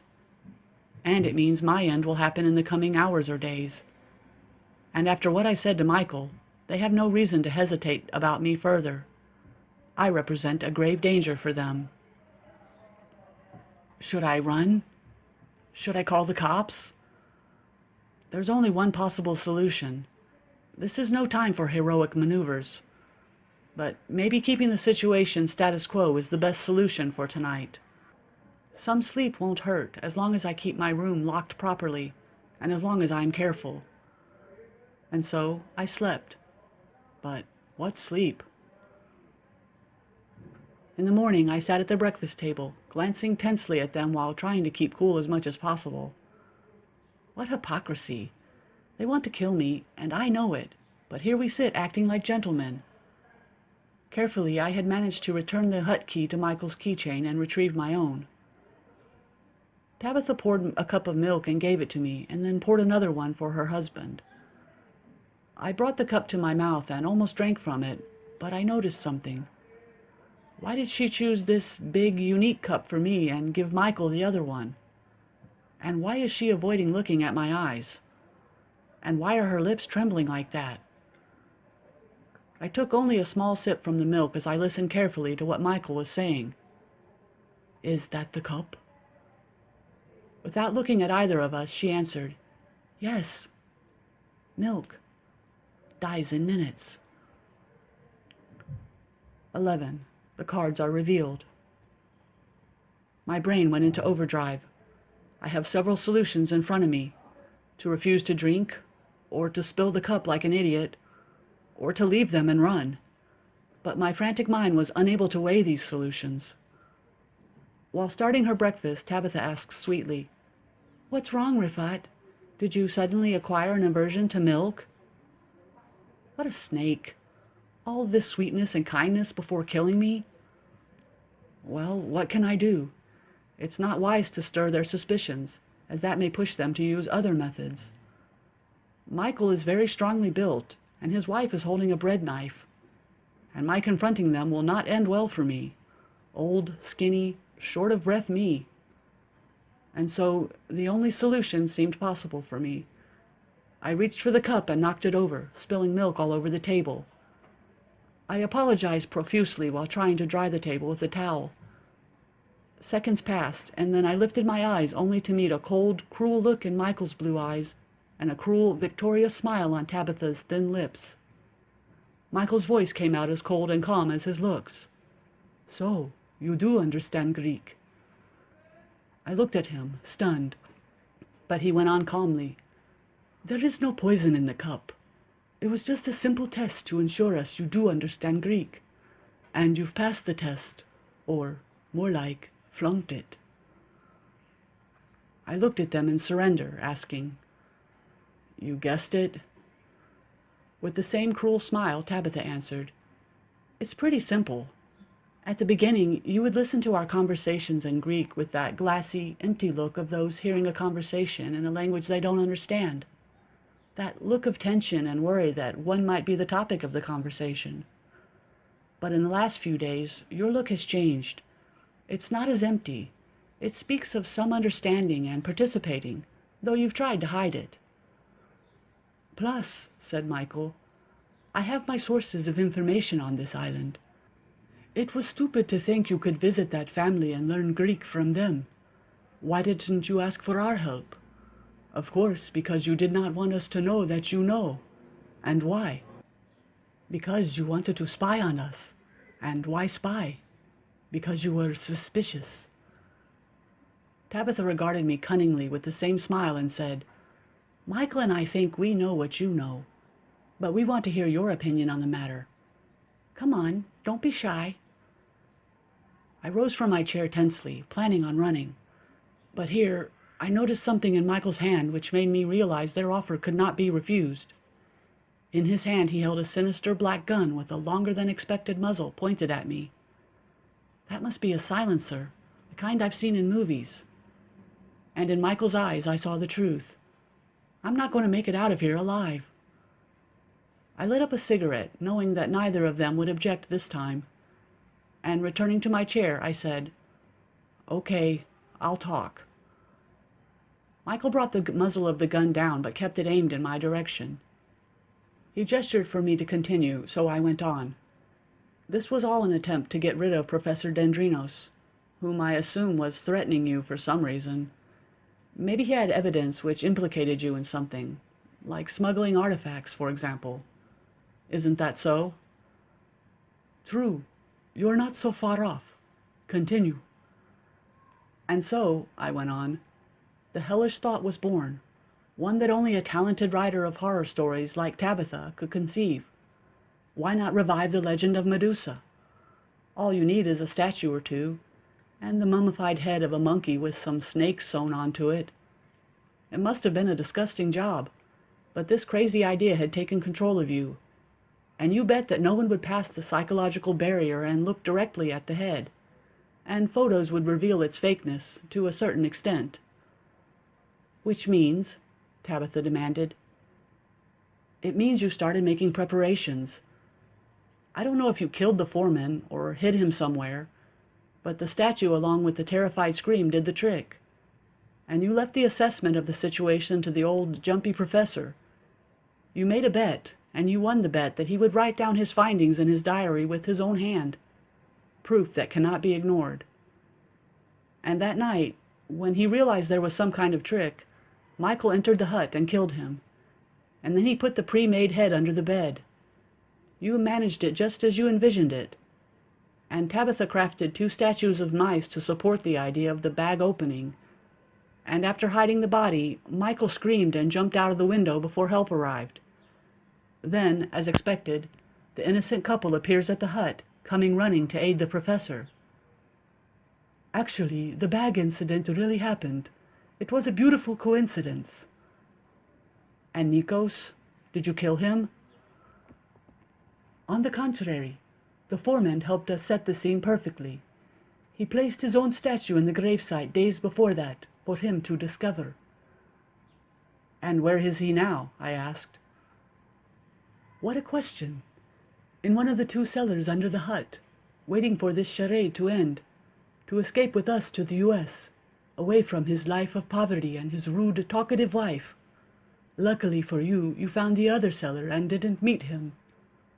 Stunned, I shouted, How did you know? That you found the cellar? Very simple. Tabitha went to the hut in the morning and did not find her own footprints. Someone had cleaned the floor carefully to remove their own footprints, and it wasn't me or Nikos, so who? Your fake key didn't fool me for a second. I sighed wearily, but went on. Okay. Your ingeniousness really showed with the stone dog. After all, it was my idea. I thought about it that morning, and the dog turned to stone that night. It's unlikely that you sculpted the dog so quickly. But there's another, simpler explanation. That you were already planning to suggest using the dog, and therefore had already prepared a stone statue for that purpose. But I foolishly handed you the chance on a silver platter when I suggested using the dog.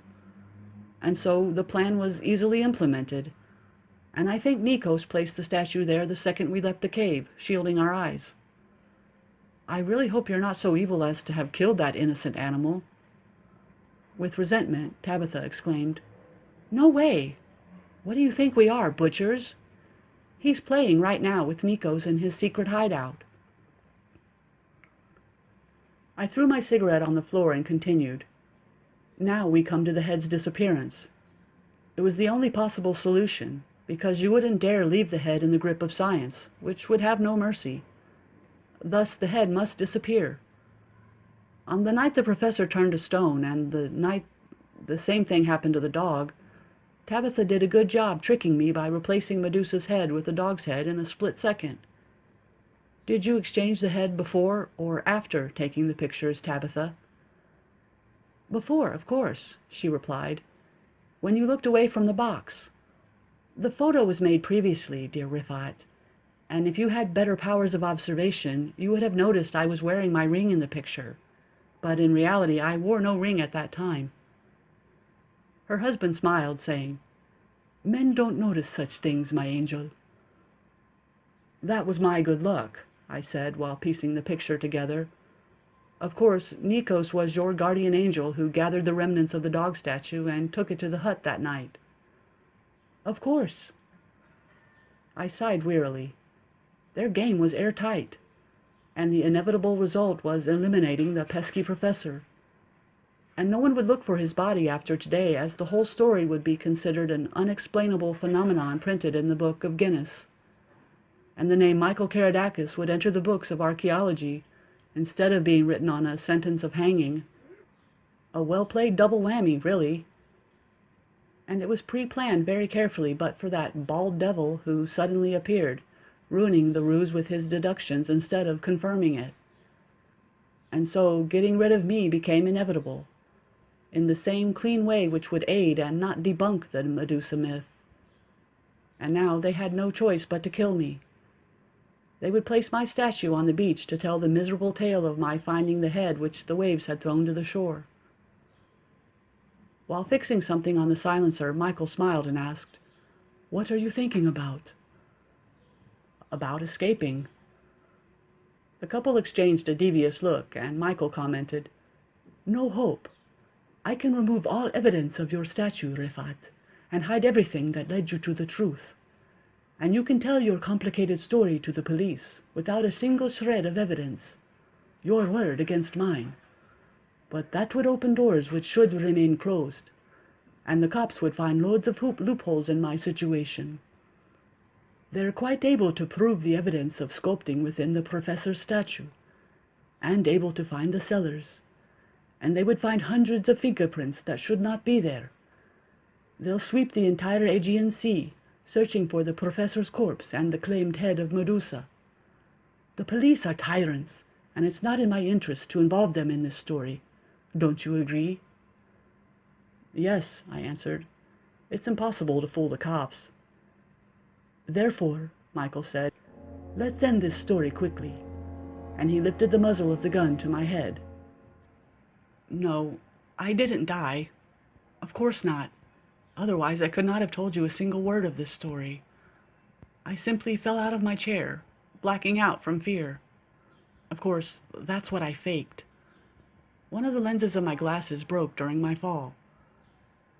I heard Michael swearing at me in Greek, rushing towards me to see what happened. His breath came near, and his right knee brushed my face. So the gun was just centimeters away, just above his knee as he bent to check on me. There's no time to think or hesitate when you feel someone's bullet is about to penetrate your head. At lightning speed, I lifted my hand and grabbed his hand, his finger on the trigger. I bent it backwards at the wrist and punched him in the chin as violently as I could. In the movies, that would be enough for him to drop the weapon. But in real life, unfortunately, it was more complicated. The bastard didn't fire the gun. He actually gripped it more tightly. From on top of his finger, I pushed the trigger quite violently, and I heard a strange sound, like a vellum cork popping off. I didn't register the sound until I heard plates breaking on the table. So that's what gunshots sound like with the silencer. His fingers dug into my face as he clutched his mouth with the other hand, smiling cruelly and calmly, which shook my self-confidence, an effect he was obviously pleased with. But I kept clutching the trigger like a madman. His punches landed all over my face and neck as he said in a calm voice, "Come on, kid. These games don't suit you. Come on, let go of it." And here, from the corner of my eye, I noticed Tabitha moving towards her bag on the floor and pulling a big hammer out of it. I saw her move towards me as she lifted the hammer and said something in Greek. I left nothing to chance. I bent Michael's arm violently in her direction, and Another push on the trigger as I heard more corks explode. I saw her thrown back against the wall, hitting her head and falling to the ground, blood pumping from her shoulder. This hit turned the tide for me as it stunned Michael for a second. He hesitated as his self-confidence took a hit. And when he jumped on top of me, I reached out and pushed the trigger again, hearing more vellum corks going off. The corks were finished. The magazine was finally empty. And now, aside from Michael's strong build, we were equal. Next to him, I saw the hammer which had fallen from Tabitha's hand when she fell. It was just within reach of my fingers. I reached for it and grasped it, and with a shaky hand, I lifted the hammer and brought it down on his head as lightly as possible, as I did not want to break his skull. And it was enough. His grip loosened immediately, and he collapsed on top of me. I felt his carotid pulse to make sure he was still alive, and then I depended on my wobbly legs to take me to the door of the hut. I opened the door. The sunlight, and innocent bystanders. With a strangled, shaky voice, I screamed in Arabic, "Help me, good people! Help me!" Exhausted, I returned to Tabitha as she slumped back against the wall, and I straightened her legs on the floor. Blood covered her shirt, and there was a scary, fixed gaze in her eyes as she regarded me, saying repeatedly, "Why, Rifat? Why? Weren't we friends?" How do you answer such an antagonizing question? With nothing, of course. That's why I asked her another question while applying pressure to the bleeding with my handkerchief. How did you change so much, Tabitha? How have you turned into such a beast? With a cold sweat covering her forehead, she answered breathlessly, "It's easy to say that. I've given up everything for Michael, but we knew such poverty and hunger, and there was no choice in front of me but to stay with my husband until the end. The she-devil of our college days, the posh girl, is far different from the wife of a poor archaeologist. Do you understand?" "No," I said simply. She closed her eyes, and her lips had become cracked and dry, frothy white bubbles gathering at the corners of her mouth, and she said, "Because you're a fool like I've always known you to be, Rifat." The men quickly filled the hut and began asking what happened. I realized I couldn't stand any more. I couldn't. I fell to the floor, losing consciousness for real this time.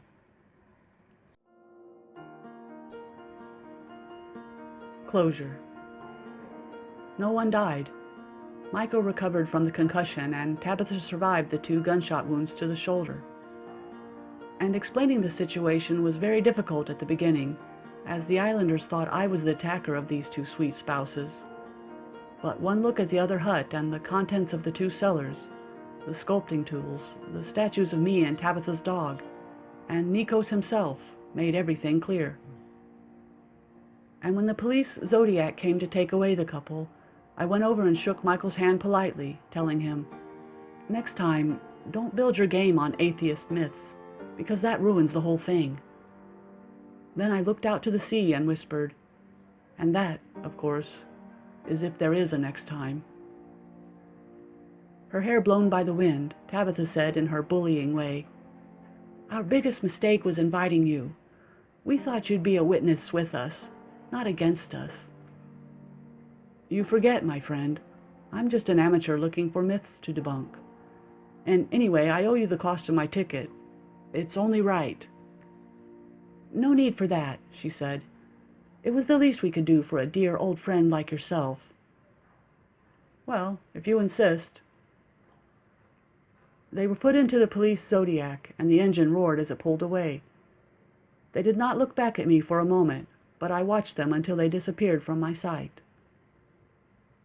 And now I go back to Egypt. Now I take some moments of rest and safety far away from this nightmare. Except that, at this exact moment, there is another, more heinous nightmare emerging from its place, awaiting my return impatiently. And I didn't know. As usual, I didn't know. But that's another story. Signed, Dr. Rifat Ismail, Cairo, 1992.